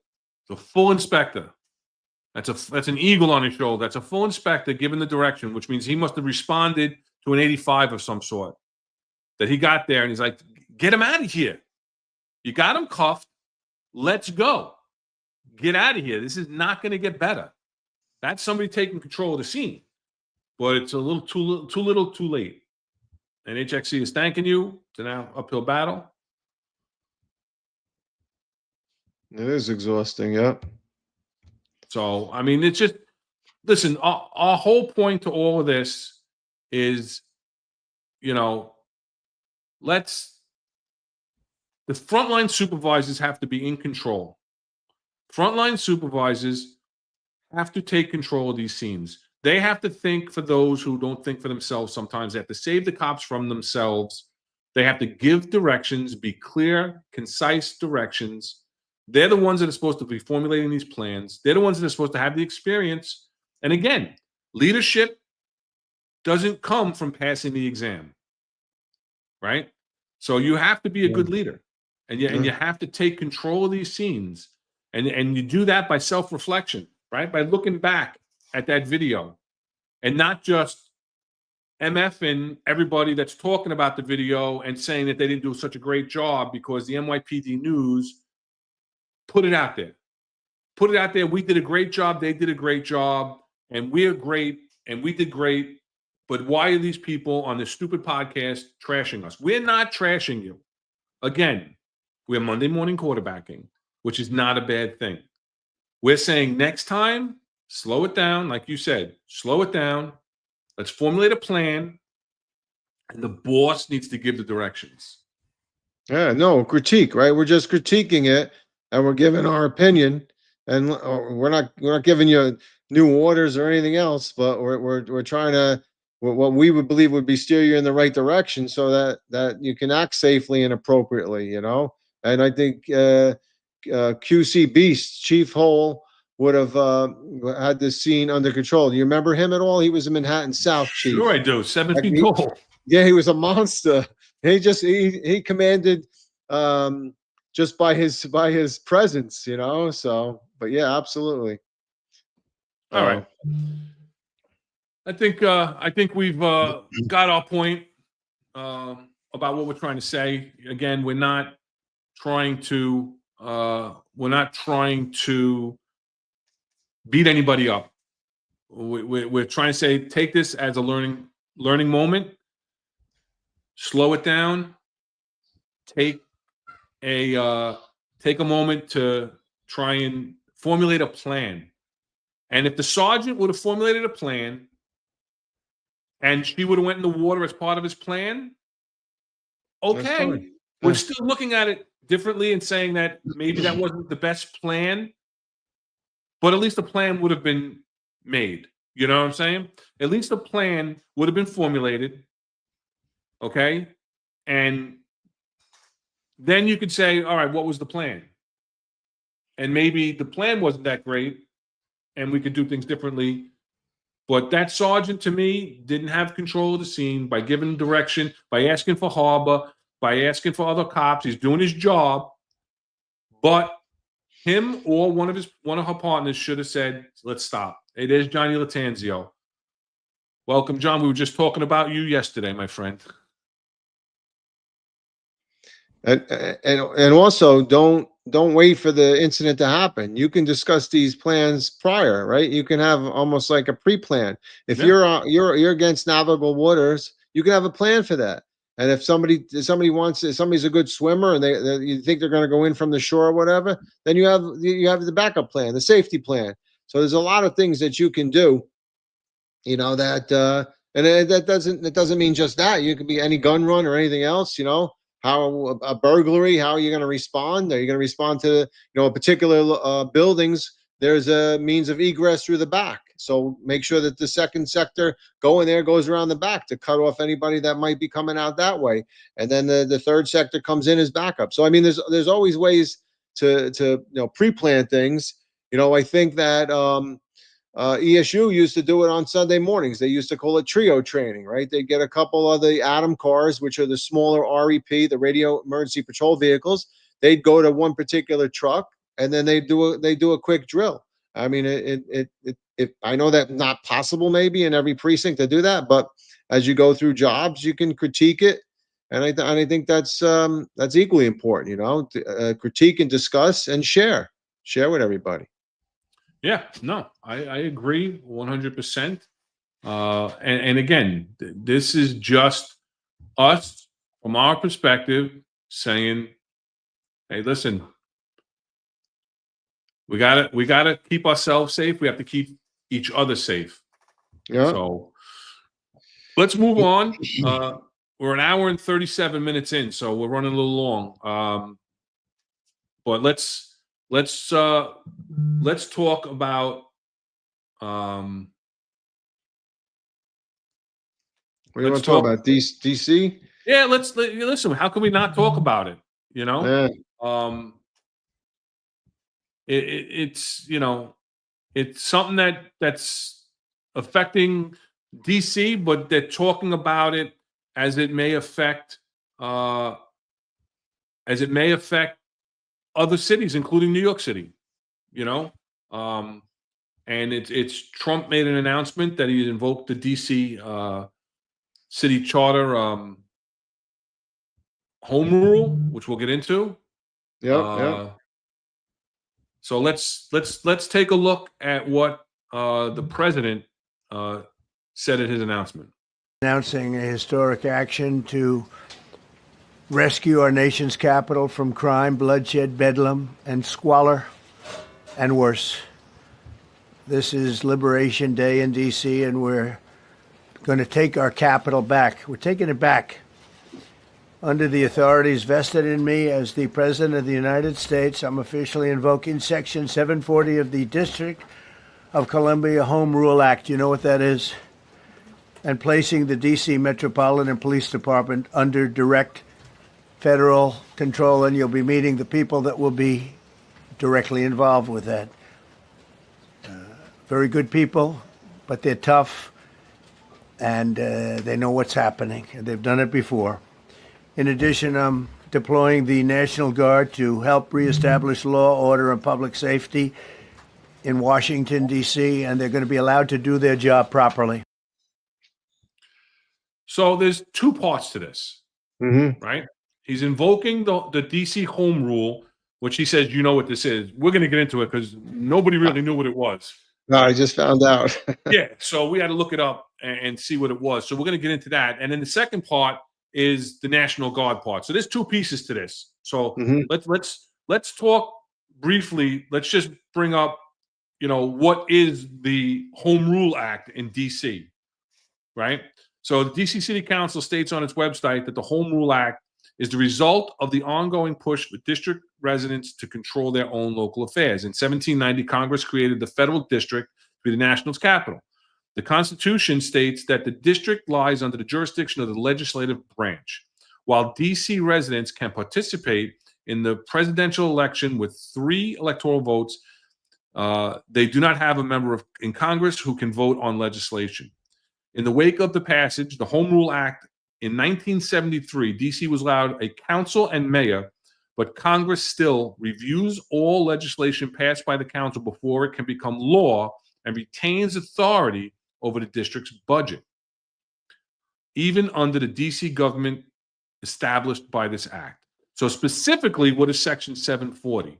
It's a portion of the Home Rule Act that states if the president determines that a special condition of an emergency nature exists, D.C.'s mayor has to lend them such services of the Metropolitan Police Department as the president may deem necessary and appropriate.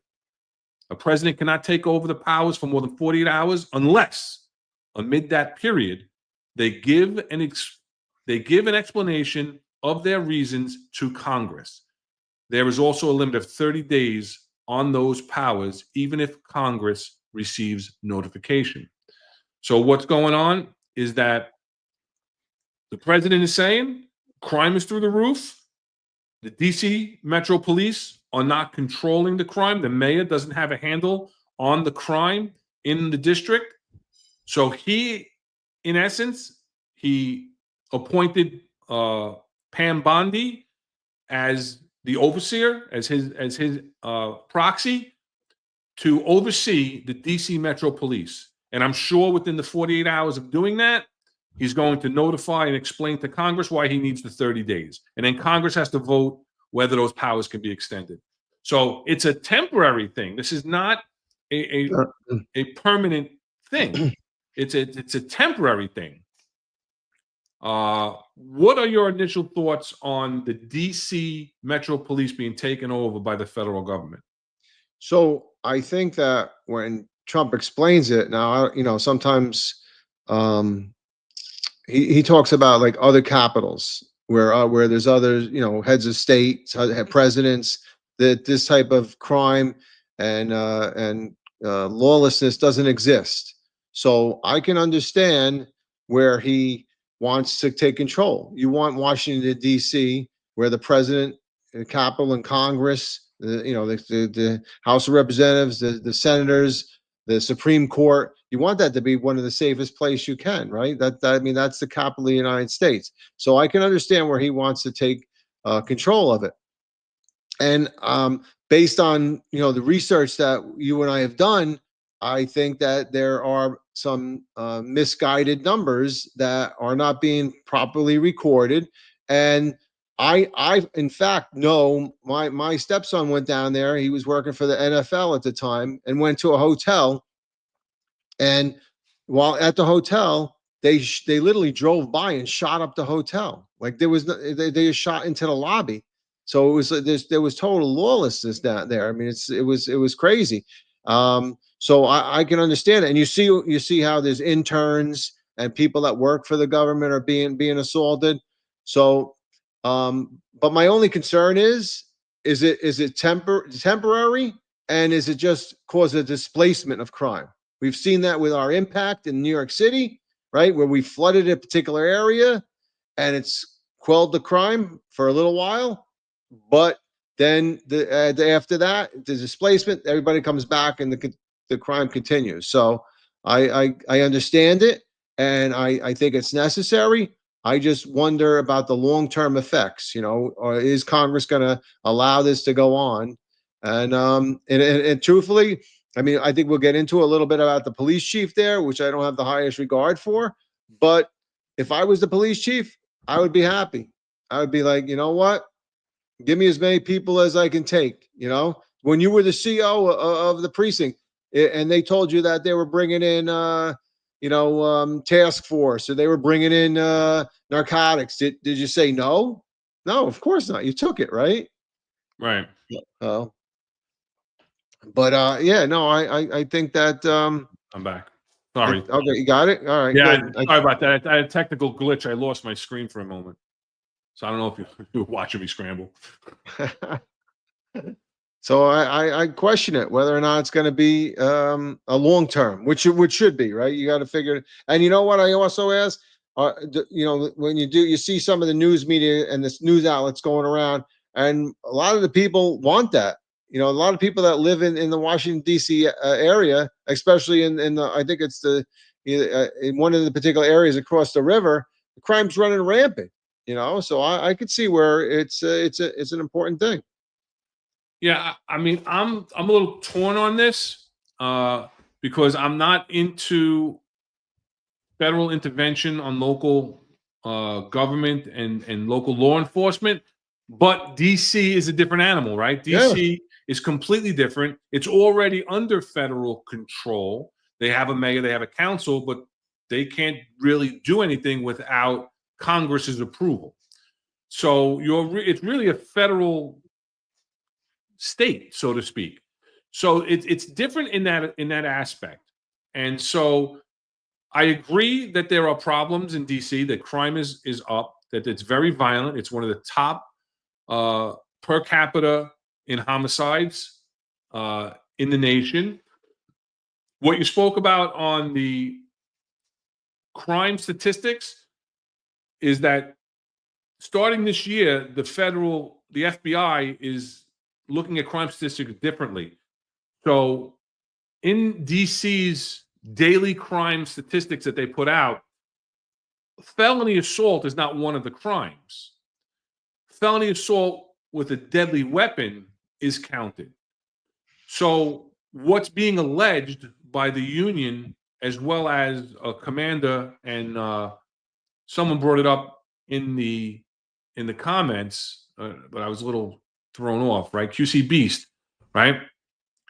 He was removed for cooking the books in his district. Now, there's questions on that, and I'm going to play a news clip on that, because he was removed after he made a complaint about issues that were going on with supervisors putting pressure on subordinates and lieutenants and captains responding to scenes and ordering officers to classify crimes in a way that they're not going to come up with felonies that are reported in their dailies. So if you have these types of assaults that normally would be reported, they want them to be reported as just a felony assault. Right. You know what it reminds me of? It reminds me of, oh, it's not a robbery. It's an assault, third degree, and petit larceny. Yeah.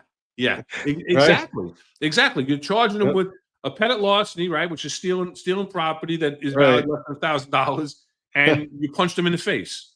Right. But you're not going to say that removing property by force is a robbery, right? No. So, yeah, no, I agree with you 100%. And so, you know, you have the police union is backing this, right? Their chair says, we stand with the president in recognizing that Washington, D.C. cannot continue on this trajectory. Crime is out of control, and our officers are stretched beyond their limits. So, I mean, how does that sound? That sounds a little familiar, right? Like there's a lot of other states and cities in the country that are having these issues with crime and with crime reporting classifications, right? So let's see what the mayor of DC has to say about this implementation of the home rule. Said before, and I'll repeat that I believe that the president's view of DC is shaped by his COVID era experience during his first term. And it is true that those were more challenging times related to some issues. It is also true that we experienced a crime spike post-COVID, but we worked quickly to put laws in place and tactics that got violent offenders off our streets and gave our police officers more tools, which is why we have seen a huge decrease in crime because of those efforts. We have been able to reverse that 2023 crime spike. And again, that statement is being rebutted by the unions, by some police executives, and by the rank and file of the Metropolitan Police Department. You can't blame COVID for everything. How long does it go on for? I mean, understand. geez, you know, it's COVID. You know what? Yeah. Or I mean, I think we'll get into it in a little while, but the clearance rate on the homicides is horrific. So I mean, you know what? All right, if you think your homicides are down, how about solving the ones that you have then at least? That's I mean, I think I calculated it's only at like a 33% clearance rate on homicides. So what are we doing? We're just picking up bodies and bringing them to the morgue, and that's it? We're not solving these crimes? And if you look at the demographics of the people who have been murdered, I mean, it's horrific. I mean, there's a lot of you know, male blacks and male Hispanics. I mean, this is where's you know, Black Lives Matter? Where are all the people that care about it? You know, when you start, if you scroll through that, you see all these people that just in 2025 that have open unsolved homicide cases. It's astonishing. I mean, that maybe that's where they need some help too. So you need to solve some of these crimes and put the people away that are committing the murders. Yeah, everyone here is an unsolved murder case in 2025. Every one of these people. And remember, it's not just a case clearance. It's not just a case. It's a human being. It's the loss of a life. And So there's every one of families, these, right? right? It's terrible. Everyone is, you know, it is. It's sad to say. It's sad to see. But it's, you know, it's the leadership. Again, I'm on the fence because I don't like the federal intervention. And it's just, it's not fixing the problem. By flooding the zone, it's like we did like in transit, right? We flooded transit and displaced some crime. And now when you pull out all those people, it wasn't sustainable for all those people on overtime and all those people being redeployed from topside, as we call it, right? From the street level patrol down into the subway. It's not sustainable. And once you pull out those resources, crime starts going up again. So it's difficult. And what is the answer? The answer is to put competent leadership in, right? Have like we say it all the time. Have confidence in your leadership. Have competent leadership that's going to be able to come up and formulate with proper plans, right? I don't know what their manpower levels are. I don't know if they're down, if they're up. It means you have to be addressing these crimes, but it's also you have to keep them in once you lock them up. You can't have this revolving door of justice where we keep locking people up and then they get back out the next day. They're out before you're done with your paperwork. We see this time and time again throughout the entire country. QCB is saying that police, DC police is understaffed, right? Yeah. So you have this leadership, right? And Marlon is saying, you know, that means acknowledging all the corruption and all the problems in the system. And I agree with you 100%. Yeah. We see it here in New York City right now. That the administration has had one scandal after another. People have left the administration, one after the other. Deputy mayor, police commissioners leaving under black clouds, under investigation, not running the department properly. It's not the rank and file. It's not the people with the boots on the ground. They're out there doing their job and doing their job to the best of their abilities. And their abilities are from something's going on with the feedback, but their abilities are from executives and leadership giving them the tools to effectively do their job. I don't know if bringing in all these FBI, ICE, Customs and Border Patrol, and all these other people and having them march around in DC. Now, listen, that may help a little bit right now in the next 30 days. But again, is that sustainable? Because they have a job to do in their federal agencies also. Yeah, I also think that with Janine Pirro, you know, that maybe there's some laws that could be changed, you know, things that could be brought back. You know, when we talk about, you know, like in New York with the no bail reform and all stuff, I know there's looking to change that. I think they wanted to change it federally, so that there was something that you could charge somebody federally. I read something, but you know, change the law and put people away. I think that's the other part of it. You know, you can have all these guys out there making arrests, you know, but if you're not putting these people away and keeping them in, like they said right there, you need to stop the revolving door. If you don't, you know, if you're not doing that where somebody's getting bailed and thrown right back out on the streets, then it becomes problematic. So, but again, the mayor really doesn't have control over that. Well, that's what I'm And saying. But here that's in what I'm saying. DC, and I don't think, and Judge Jean Pirro's not going to have it. You know, as the U.S. attorney covering DC. No, but she can petition to the lawmakers there, the House of Representatives and Right. everybody else, the ones that have the power to do it. And Congress has to make it. it's a Republican, obviously it's a Republican House of Representatives, a Republican Senate, it's a Republican president. If you're going to change the laws, now's the time to change it. You know? I agree with you 100%. I agree with you 100%. And I think it may be easier in DC than it would be in New York City. Absolutely. New York State. Yeah. Because, you have to go through, the state legislature to change these laws and the governor. And right now, who we have in place, Kathy Hochul and everybody else, it's not happening. No, here's a whole different story because you can't federalize anything here anyway, right?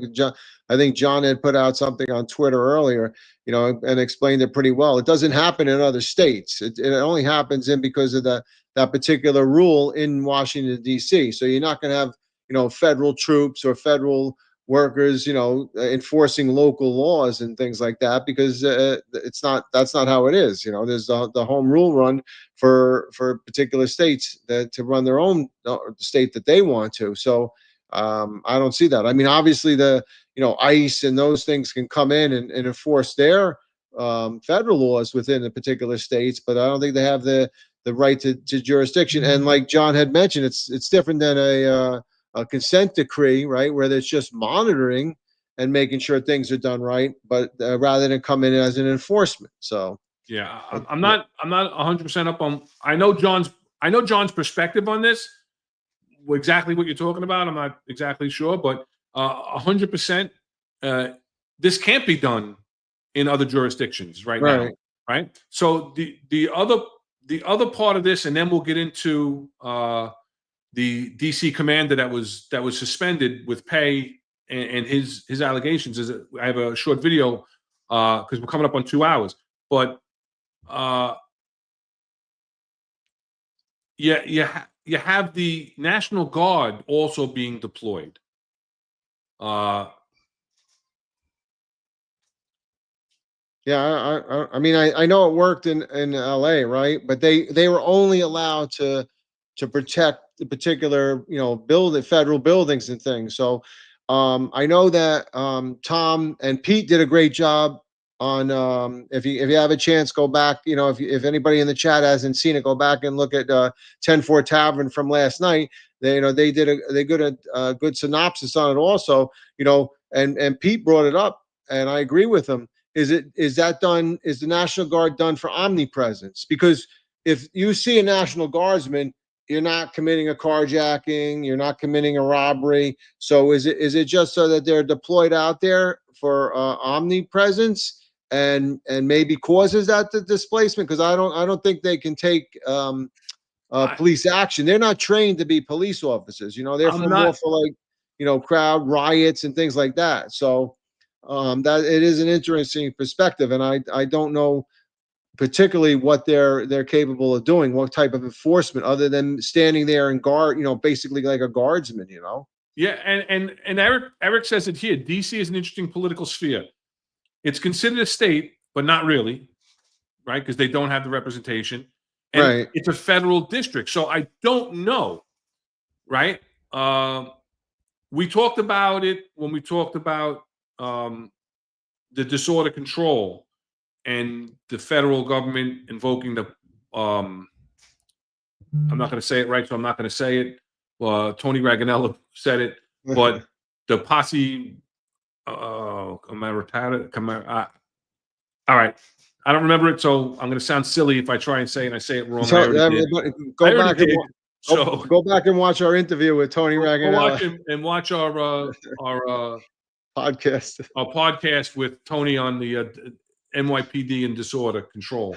But yeah, and Neil is saying here that he's seen guardsmen in the subway terminals. Listen, again, those guardsmen are put in place by the governor, and those are for counterterrorism measures. That's why you see them in those locations. And they're usually state-run locations when you talk Yeah. about, like, Yeah. it was the MTA bridges, the MTA, you know, Right. subways and tunnels, so. Right. So let's get this video up because we're late on this DC commander, and let's see what we're talking about, because he's going to make some allegations in here, and it'll explain a little bit about what we were talking about with the crime reporting statistics. DC police commander is under investigation for allegedly making changes to crime statistics in his district.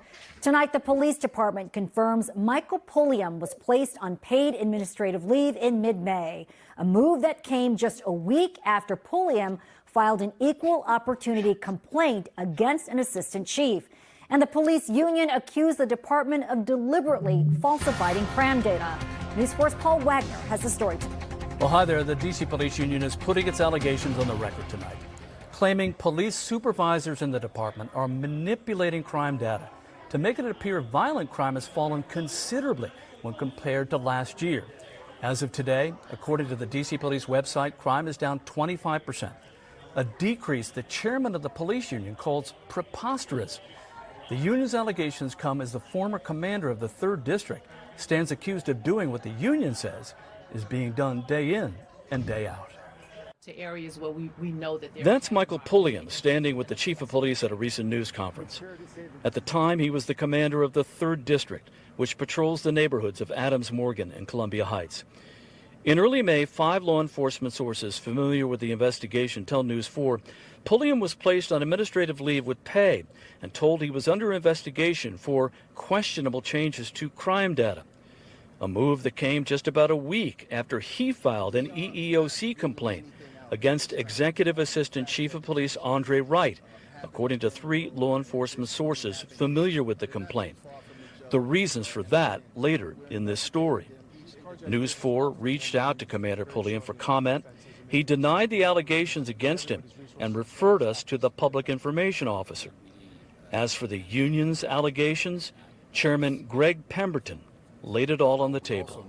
When our members respond to the scene of a felony offense where there is a victim reporting that a felony occurred, inevitably there will be a lieutenant or a captain that will show up on that scene and direct those members to take a report for a lesser offense. So instead of taking a report for a shooting or a stabbing or a carjacking, they will order that officer to take a report for a theft or an injured person to the hospital or a felony assault, which is not the same type of classification.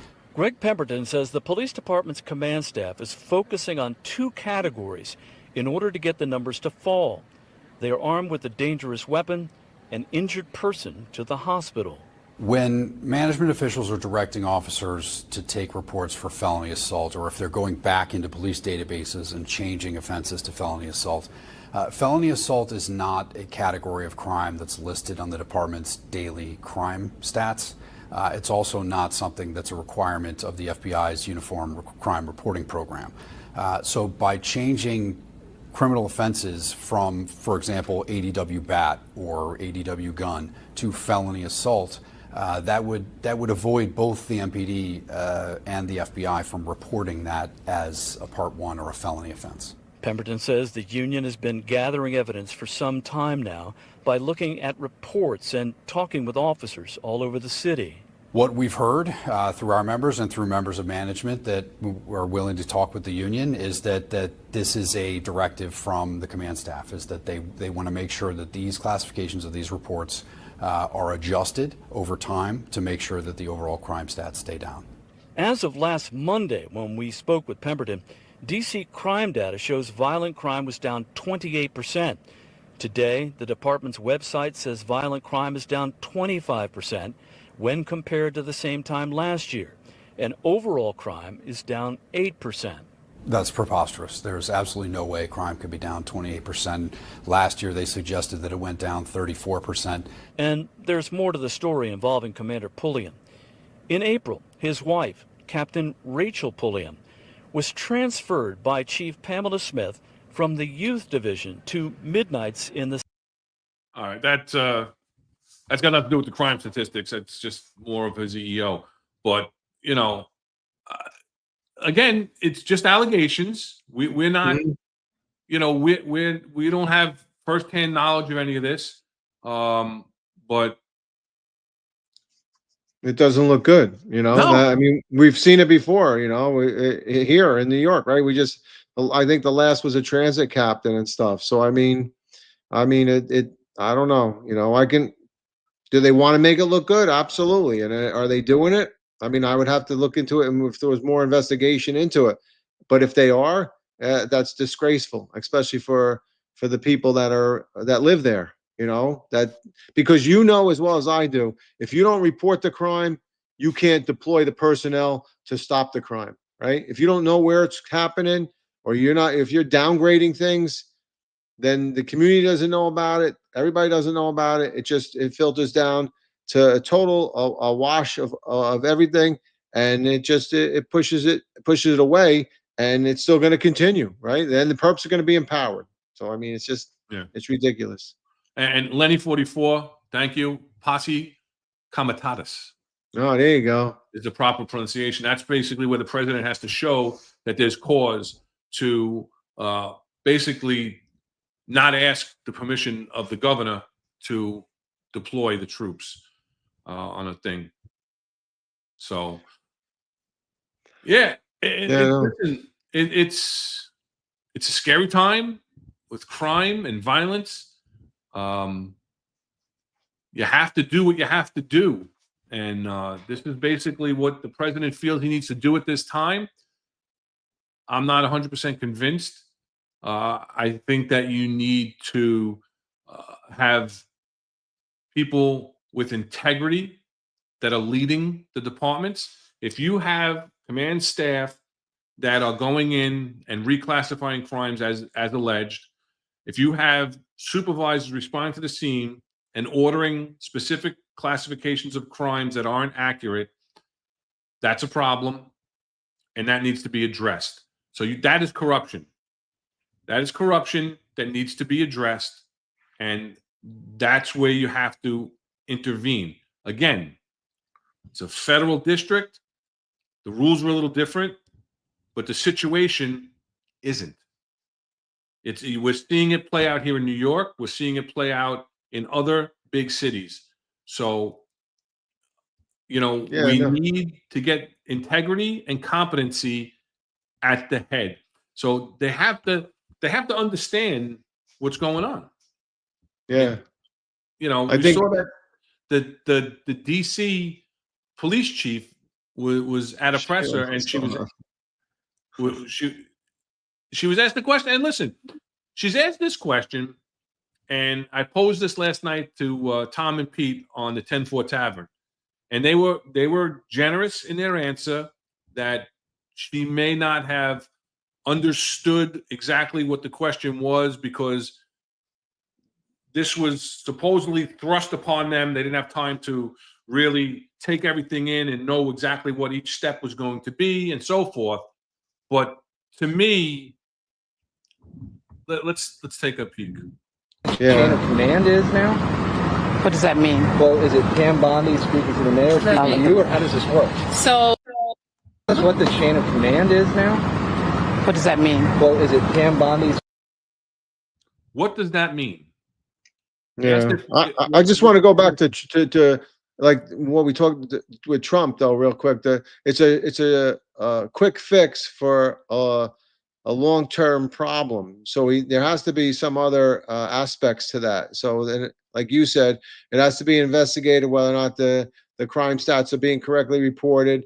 They need to talk to the victims and what actually happened. There needs to be some sort of quality assurance put into place. So, I mean, that's the first thing. And I totally agree with you that it's only going to happen for a little while, and unless he gets congressional approval, and it becomes it becomes federalized all the time. Then I mean, I don't know how long the federal government can put it into place, but yeah, I think you're right. That's a short-term problem. Now, her on the the chief, on the other hand, I think that's a question she should have known, in my opinion. Yeah, and again, listen, I'll play devil's advocate. I agree that it sounds like she just doesn't understand what a chain of command is. I don't understand how that's possible. I'll give her the benefit of the doubt, like Tom and Pete last night, and I'll say that she wasn't sure how to apply that question to the current situation. Listen, if you were the chief of police and you knew there was that law that could be enacted at any time, I would have known. I didn't know anything about that law. I'll be perfectly honest with you. When the president of the United States told me, you know what that is? I was like, I really don't know. I don't know what it is, but Google does. Yeah, he made us know what it is. Right. Well, I mean, maybe that was his what he wanted to do. But if I was the chief of police there, you have to know that. What happens if any time that could have been invoked? I want to know that, right? So that's what Google tells me. That's what Crazy. Google tells me in one quick snapshot. Yeah. Now, I'm sure that thing is pages and pages long, but that quick snapshot told us enough to have an understanding. You know? Yeah. But I want to address one quick thing with stagehand, and then I guess we'll get into Ask an Executive because we're over 2 hours already. You don't get a bump if you have high crime stats in your command. I'm not going to agree with that. I'm not going to agree with that because there are commands, and I'll talk about the NYPD because, you know, I was there. I was in command of 2 different precincts, and I went to ComStat for over a decade. And if you have high crime statistics and you go to the podium and you're able to articulate the proper crime trends, a proper analysis, and put forth a proper plan coordinated with all the units that those crimes were associated with, you're not going to lose your command and you will get promoted because you don't commit the crime. Crime happens. So you as long as you're not completely reactionary, if you're being proactive in that you are addressing the crime, you're monitoring your crime, you're adjusting your plan as it goes along because the crime is going to displace depending upon your deployment. If you're going to the podium and you're talking about, you know, stolen cars in Sector Boy and that you're putting all your resources in Sector Boy, meanwhile you're up 30% in robberies in Sector Charlie, and you have no deployment there, you're going to lose your command because you're a knucklehead and you don't know what you're talking about. But if you're having robberies, if you're having burglaries, if you're having shootings, if you're having felonies assault, if you're having gang issues, and you can articulate the plan of attack and the plan of action, you're not going to be held back from promotion because you're articulating that you know what's going on. When you don't know what's going on, you're not getting the bump and you're going to lose your command. And yes, but I'm going to push back a little bit because if you if you do have a command where crime is going down continually, you're more likely to get promoted faster though, because they're going to see that your success rate is higher. Now, I'm not saying that if you up at the podium and you can't present yourself and you articulate and you give a good presentation, they're going to love that, and they will, and you will get eventually promoted. But I know a guy that never went to the podium once and got from captain to DI. Never went. Okay, and again, I'll agree with you because I got promoted in the 111 precinct, and I don't think in the 111 precinct I ever went to the podium. It was a slow command. And I used to complain because they say when you go to the podium, it's a job interview for a promotion, right? That's what I'm talking about. You go up to the podium, and if you're articulate, you know what you're talking about, you know your crime, you know your conditions, you know your community, and you have an articulable plan that makes sense, and you can show results from it, it's a good job interview. How come I never got a job interview in the 111 precinct? But you know what? There were people that will follow my career. And they knew what I was doing there. So that makes a big difference too, right? Yeah, that makes a big difference too, who you know. Oh, yeah. So, Bones says it right there. Bones 1999. If they like you, you're going to get the bump. That's it. Here's the thing. I can remember the softball questions to the guys. And it was like, you knew. I was like, that guy's getting promoted next. At the end of the month, that guy's getting promoted, man. That was like the weakest question. If I could have answered it, I wasn't even in the guy's command. you know. So yeah, I totally agree. So I mean, what we talk, what Eric says, nepotism and cronyism, right? I mean, Yeah. that's a big play in promotions. It's definitely you know, in the white shirts. So Yeah. No, I agree. Anything else? Because we're 216 into it. Anything no, else you think we should we missed on any of this? no, I think we hit it. I hope we did anyway. I mean, I guess what you want to do. Yeah. Anybody has any questions for us? Yeah. Let's go into for those who haven't seen this in the past, because we do see some new people in the chat. We really appreciate that. We appreciate the support. This is a segment called Ask an Executive. We're about to close out the podcast with this, where feel free in the chat to come on, ask us a question. Could be on topic, could be off topic. It's an opportunity to ask two executives with over 65 years experience in the NYPD, over 40 plus years as executives, and questions that you feel you never had the access in order to ask. Now, I put out last week, Rob and I started up a new email address and an X account. So it's at Exec Perspective on X and the Executive Perspective at gmail.com, where you could send in some questions ahead of time off the when we're not on the air. So I do have, let me bring it up on my phone. I do have one question that came in via email. And it's from we'll say Beckham, and he's a city employee that's non-MOS, non-NYPD. And he has a question. Basically, the question is, during Ramadan and EID, which is the end of the fast, I believe, after Ramadan, my MOS family members and friends take off from work usually, and that's all good and well. But there are many times when they had off on Christmas. That's cool because it was their RDOs.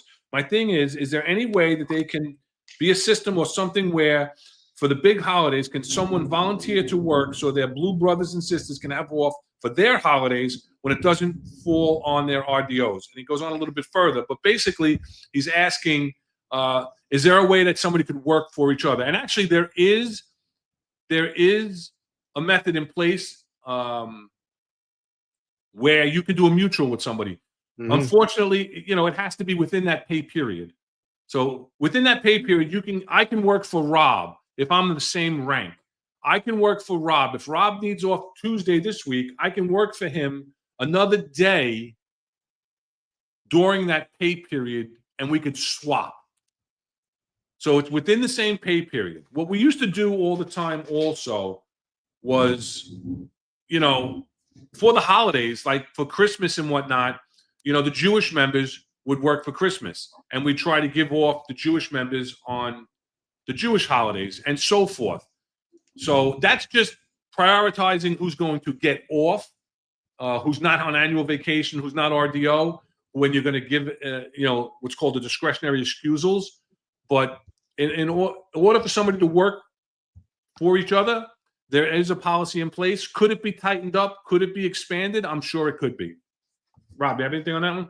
No, same thing. I mean, I oftentimes guy in the command or whether I was in or special operations, we would swap, RDOs or whatever, and then the one guy have an RDO and the other guy would come in and work for him, and then the other guy would come in on the other guy's RDO.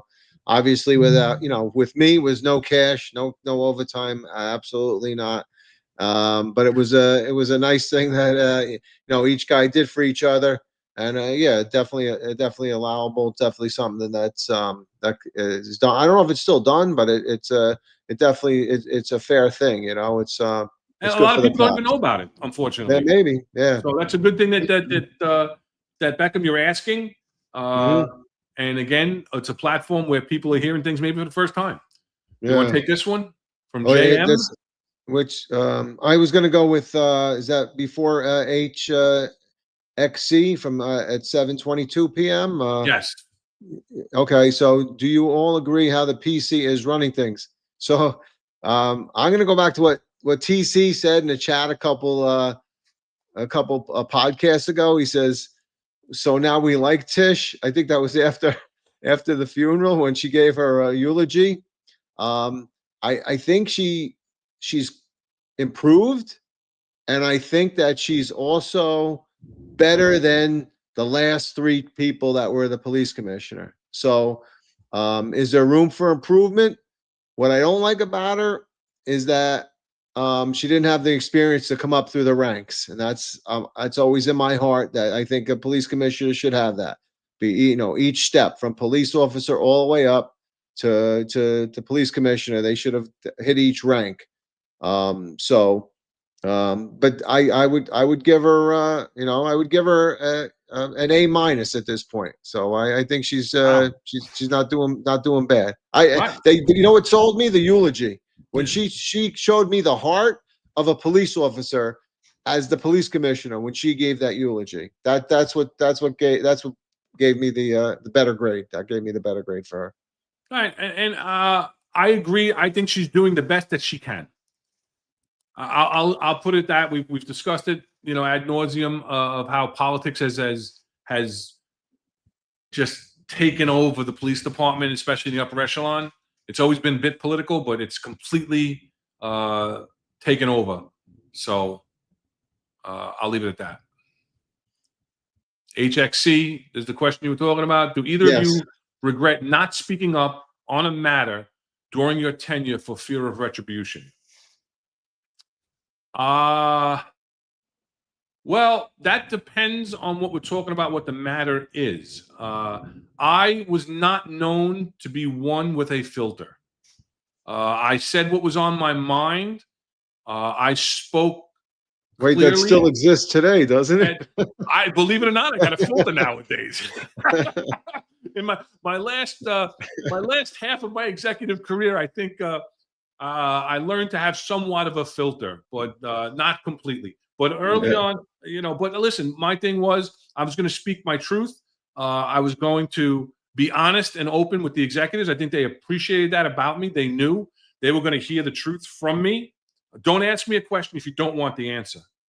And I'm also going to volunteer my opinion. And I've been at meetings where they're like, Ron, don't say a word today.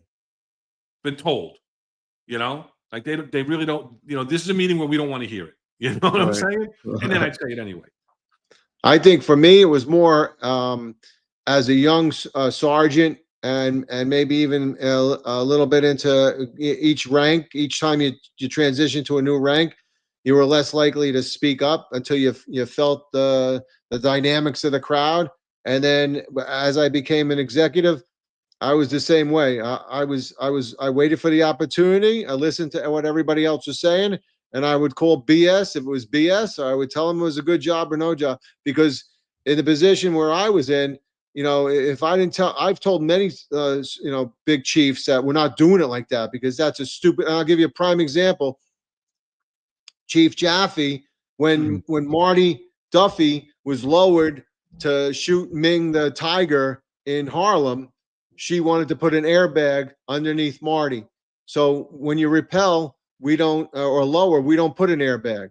And all we told her was, and it was actually Gene McCarthy told her, hey, we can't put an airbag there. If that tiger jumps out the window, what do we got? We got a tiger that just landed in an airbag and now is running down, running down the avenue. So you have to be able to tell them that it doesn't work. And no, we're not doing that. So there's certain things you got to tell, and you got to stay true to your beliefs. And now I'll go a little deeper, and I think this is probably where HXC was going. As far as like the discriminatory promotional manners, having firsthand knowledge, both of us having firsthand knowledge, being told that we're not what they're looking for at certain times in our careers, and not being a whistleblower about that. I don't have regrets about it. Listen, to me, that was, you knew the system, and you knew that certain people were going to get priority. And some people will criticize me for that, and say I didn't have the backbone to stand up for myself. But I advocated for myself. But you know, sometimes the system is bigger than you, and but I've had those conversations. No, I mean, that's a personal choice, I think, at that point, because you could say something and it could be career damaging when it wasn't going to even help anywhere. You know, like I've said in the past, with things with promotions and the disparity between who should get promoted and who not, and who's given stuff and who, you know, whatever the case may be, that, in my opinion, is where our unions have done absolutely nothing. They've sat idly by and allowed things to happen where the unfair practices of promotions, and that's unfair for the detectives, to rank the detectives, to sergeants SA, so LSA, lieutenant special assignment, and then captains all the way up through chiefs. So I think the unions should get more involved and not so much worry about collecting your money and doing absolutely nothing with it, but giving it to a candidate that they think is going to win, which is probably not gonna. That's my opinion on that. All right. So, Question for me: did you ever get nervous at Comstat during table time when they started putting RTRDs up on the screen, hoping that the perp had no exposure to your command? Listen, there's a million things they put up on the screens, and you couldn't get nervous. Listen, in the beginning, I got nervous, but I went to Comstat so often that it didn't faze me. People will tell you, anybody that saw me at Comstat, I went up there. I knew my command. I knew my crime. I knew my plans. I knew my numbers, and I knew my perps. I was success. I always say this: my success came from my ability to build good teams. So I had good teams in place that would have all this information and make sure that we were able to put out the proper deployment plans. I did have say somewhat in my squad commanders. I was fortunate that I had say in my squad commanders as well. And putting a good squad commander in place and having a good squad commander helps you when it comes to things like that. And preparation. When you live your command and you live the day-to-day operations, Comstat is an annoyance. Comstat kind of just like, it kind of puts you where you have to study a lot of little minutia and prepare for the 3 or 4 days leading up to Comstat. But if you live it and you know it, it's just more of an inconvenience, but it's a necessary evil. Can I say one thing? At Comstat, there were times there were times when I did get nervous. You know when it was? When I wasn't following the conversation, and all of a sudden I said to myself, "Holy crap. If they ask me something right now, I have no idea what they're talking about." That was the only time I get nervous. And that would snap. Like if you were tired, because you're up at like 4 a.m. to get down there or whatever, they're feeding you coffee, you're all wired up, and then you get in there, that cold room, and I don't know, I just kind of like, if you're starting to not feel it, I was like, I gotta pay attention 100%. That was the only time I ever really got nervous down there. I was like, when I thought if they called me on the carpet right now, they might as well put the plastic out, because there's going to be bloodshed. So, you want to read this one off? What's that? Stay tuned up says, to both bosses, what's the biggest regret decision that was the turning point in your careers? I mean, I guess for me, it was at the end of my career when I had to decide, I knew that I wasn't going to move up any further because of the people that they were promoting around me. And I was kind of, not stuck in that spot, but I was happy in that spot. But I knew it was a choice that I had to make. So I guess that was the biggest decision. I had to decide whether or not I was going to stay and leave. I mean, I'm happy that I was able to make that decision and leave. And I think it was the right one at that time. But I'll tell people when you do have to make that decision on whether you're going to leave or not. Like I said, have an exit plan. I really didn't have an exit plan at the time, but it all worked out. But I always suggest somebody have an exit plan. I still don't. That's it. At least an entrance ramp, right? Or exit ramp. Yeah. Listen, I've had turning points in my career throughout my career at every rank. I talk about it on my podcast on the Finest Unfiltered on my interview. There were decisions that I had made that if I went left instead of right, and sometimes literally, like as a sergeant, literally making a right turn instead of a left turn and going somewhere, my career would have been dramatically different. So I think there's decisions that you make throughout your entire career that are turning points in your career. So it's very difficult to pick one. Wait, little what about controversial. EMGE says, is the job on the level? Oh yeah, job's on the level. Yeah. I don't know what, I've never seen a level like this, but yeah, it's on the level. Did either of you two executives ever get a CD while working as a supervisor, sergeant, lieutenant, or captain? If so, what were the violations alleged? Well, I'm going to answer half of that question. I didn't get any discipline on this job until I was a captain. And then I got some CDs and total horseshit, White Sox crap from IAB because they did investigations that it was a time on the job where they felt if they did an investigation, they had to find something on you. And I had one investigation that went on for almost a year over a letter that was written. And 30-something people were geoed and they had nothing on me. And then they found some administrative crap about jewelry that my SOL had in his locker that were used for reverse operations at the pawn shop, which every SOL, any SOL out here knows they have. It's just property from the property clerk they give you. It's not accounted for. It's not weighed. It's not itemized. It's just old crap jewelry that you can bring in and say is stolen and see if they'll take it. Mm-hmm. There's a one paragraph administrative guide procedure that says that any conversion property has to be listed on the annual inventory report by the commanding officer. And Chief Campisi went to the chief of the property clerk and said, you know, what is this jewelry? He goes, yeah, all the COs get it and the SOLs have it. But it's considered conversion property. Did he put it on his annual inventory report? No. So I got a CD for no annual inventory report. That was just one of them, you know. Another one was failure to report an off-duty, which wasn't reportable because no offense was alleged. An off-duty executive's wife, they were going through a divorce. She asked where the keys were. He said, I don't know. She called an IEB log on him. I got it to call out. I said, are you alleging anything else? Was there any verbal dispute? Nothing. He doesn't know where the keys are, so I'm reporting him. Okay, there's no offense alleged. I'm not even doing I told the sergeant, don't even do a 49. There's nothing. There's no allegation of misconduct here. So the sergeant got a CD. I went down. I fought for the sergeant. I fought for myself. And I got a CD. He got a CD. And they changed the patrol guide.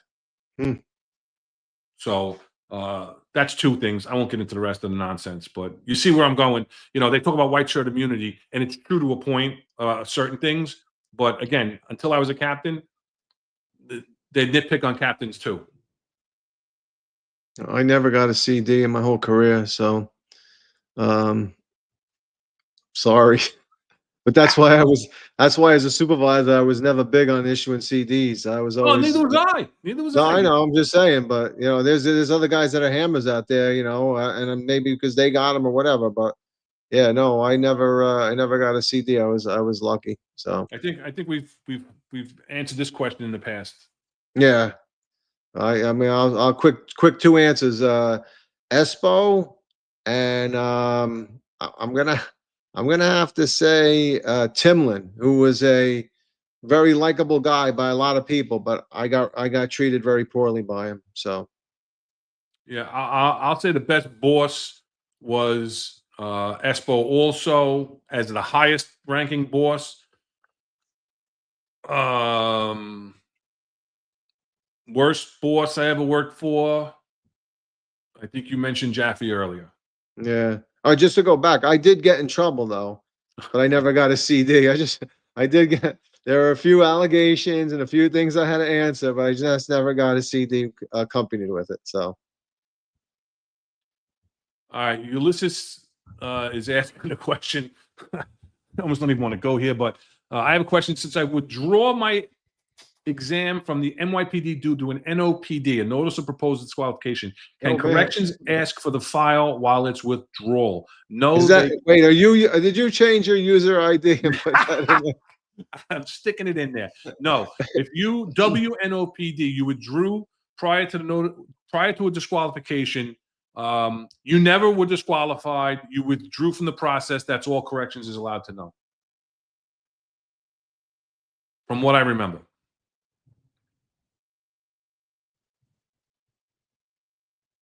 I'll answer it real quick. Depends on who the mayor is and what I can do. What I can do. All right. Let's go to. You see any others? Who's that? Is Eric Dim asking a question there? He's making comments. All right. Good man. Good man. I think the NYPD has to do dark scandals to come back from shock. That would be a federal takeover and then restructuring. I think 5 borough police departments is a step in the right direction. Oh, that's interesting, right? 5 different PCs, 5 different. Yeah.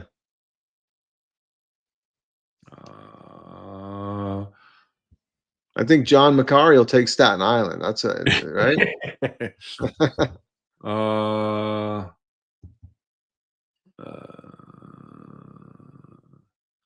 Leo Ferpini says you can never prove that the "I wasn't what they were looking for" argument. 100%. That's true. That's why. Unfortunately, that's why. You know, a lot of people said, because it's a discretionary promotion. There's so many excuses. There you go. You know, Zach says it right there. Discretionary promotion citywide offers zero transparency. Absolutely. That's it right in the nutshell. It's hidden. Yep. Jack is spot on. We got to go like this though. Spot on. And Tom says a good squad commander relationship with the precinct commander is massive help for both. Add narco commander, Tribeca, and untouchable. That's exactly it. You got to be in touch, in communication, and I don't mean that. Every Tuesday, bring everybody. I hated that when the CompStat used to say that. Every Tuesday, you should be having an in-person meeting with your narco boss, with your gang boss, with your squad boss. They have a job to do. I'd have a phone call with them. I wouldn't bring them in. I'm not going to bring them in unless I'm putting together a big plan that they're going to be a part of, because I'm really getting my ass kicked. I couldn't stand that answer, and I would always stand up and say, I have phone conferences. I don't bring them in on person. You know? Listen, I think a good CEO should have experience in all of those, and also in SOD.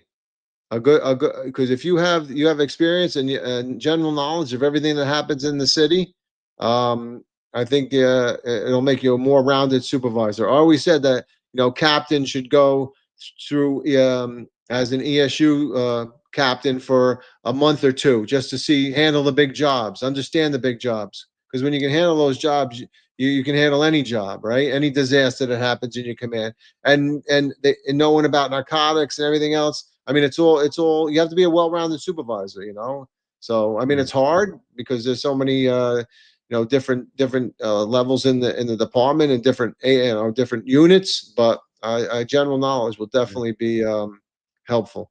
All right, Lenny 44 is going to get our last question for the night, and then we're going to close this out. Ron and Rob, how many CCRB complaints for each of you? I had one. I had one CCRB with a few different complaints in it. It was unsubstantiated. It was in my first year out of the academy in the 7-0 precinct.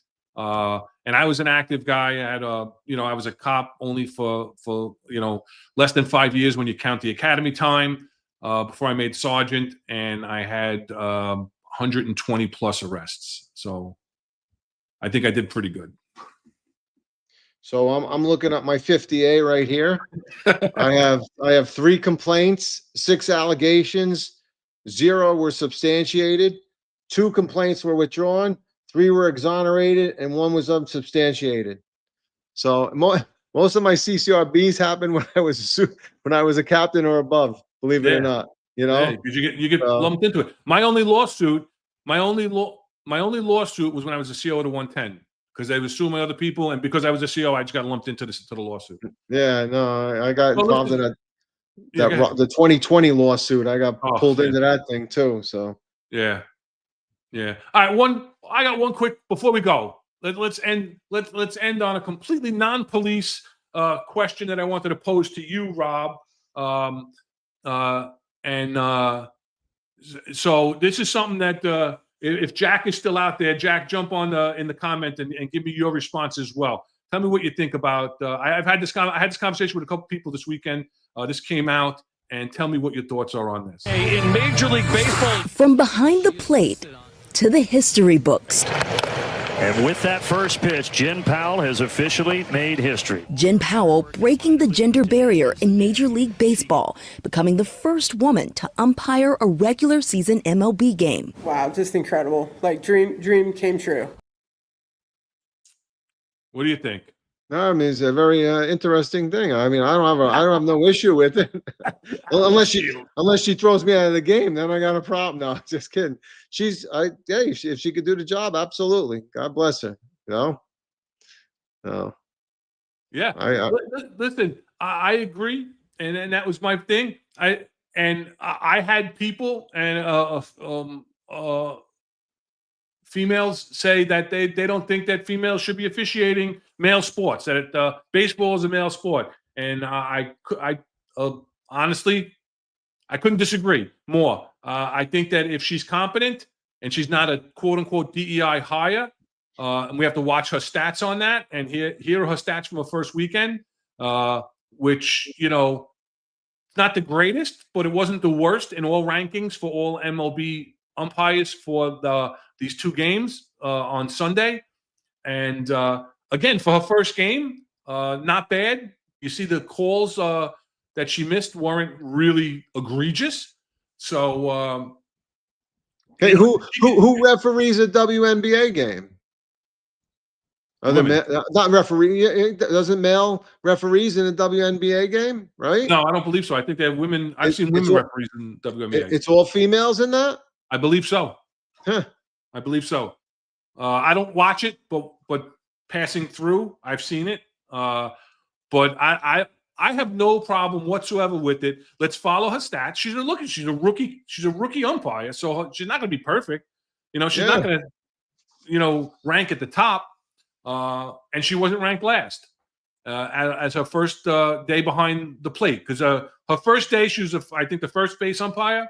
She had a very close call that was not overturned, so that was a good call. And then her first day behind the plate, she wasn't the worst umpire behind the plate that day. I wonder what her stats compared to somebody that you know, a veteran umpire. I saw it, and she was ranked like 13 out of 17 for the day behind the plate, something like that. So it wasn't horrible. She wasn't the worst. Yeah. So, you know, I just thought we just throw it in there at the end for shits and giggles.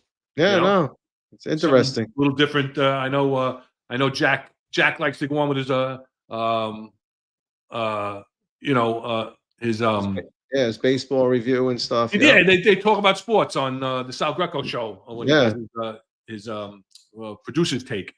So I just thought, and he's in there. So they should bring her out to the podium for the next Comstat. Tom said. All right. Anything else before we close this out and I talk about the upcoming shows? Yeah, just thanks our listeners and followers. You know, thanks for being in the chat. Appreciate it. Everybody was engaged, and we love the engagement. We love to be able to answer those questions and get back to you. So, like Ron said earlier, you know, we have the Gmail, and we're also on X. So, you know, give us a like and subscribe, and give us an email if you have a question you think of later on. So, thanks for being here. All right. So tomorrow at 1:05 p.m. we have the Sal Greco show, and coming up on the Sal Greco show is going to be Eric Sanders, an attorney who Sal has had on Sal's attorney, and who Sal's had on the show many times. I'm sure they're going to be talking about another recent incident that's come up that was spoken about earlier, and that's at 1:05 tomorrow.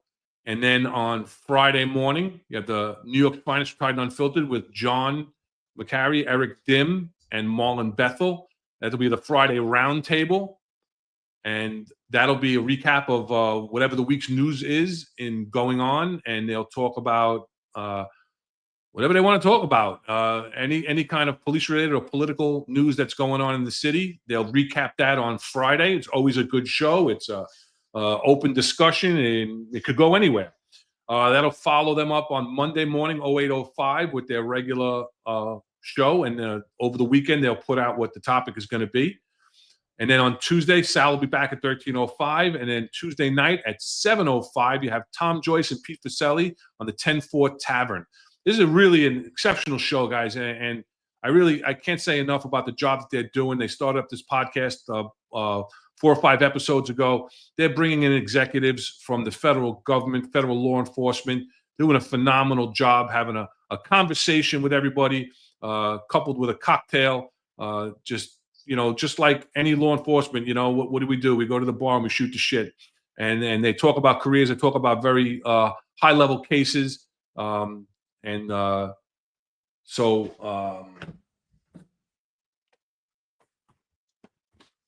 Sorry, I misplaced who they have on tomorrow. So on next Tuesday, it's the former Arizona U.S. Marshal Dave Gonzalez. And he was also Arizona DPS, Department of Public Safety, and the HIDTA director, High Intensity Drug Trafficking Area Director. So that's going to be another great conversation with Tom and Pete. And then we'll be back next Wednesday at 5:05 p.m. for the next Executive Perspective. So until then, everybody be safe out there. Great night.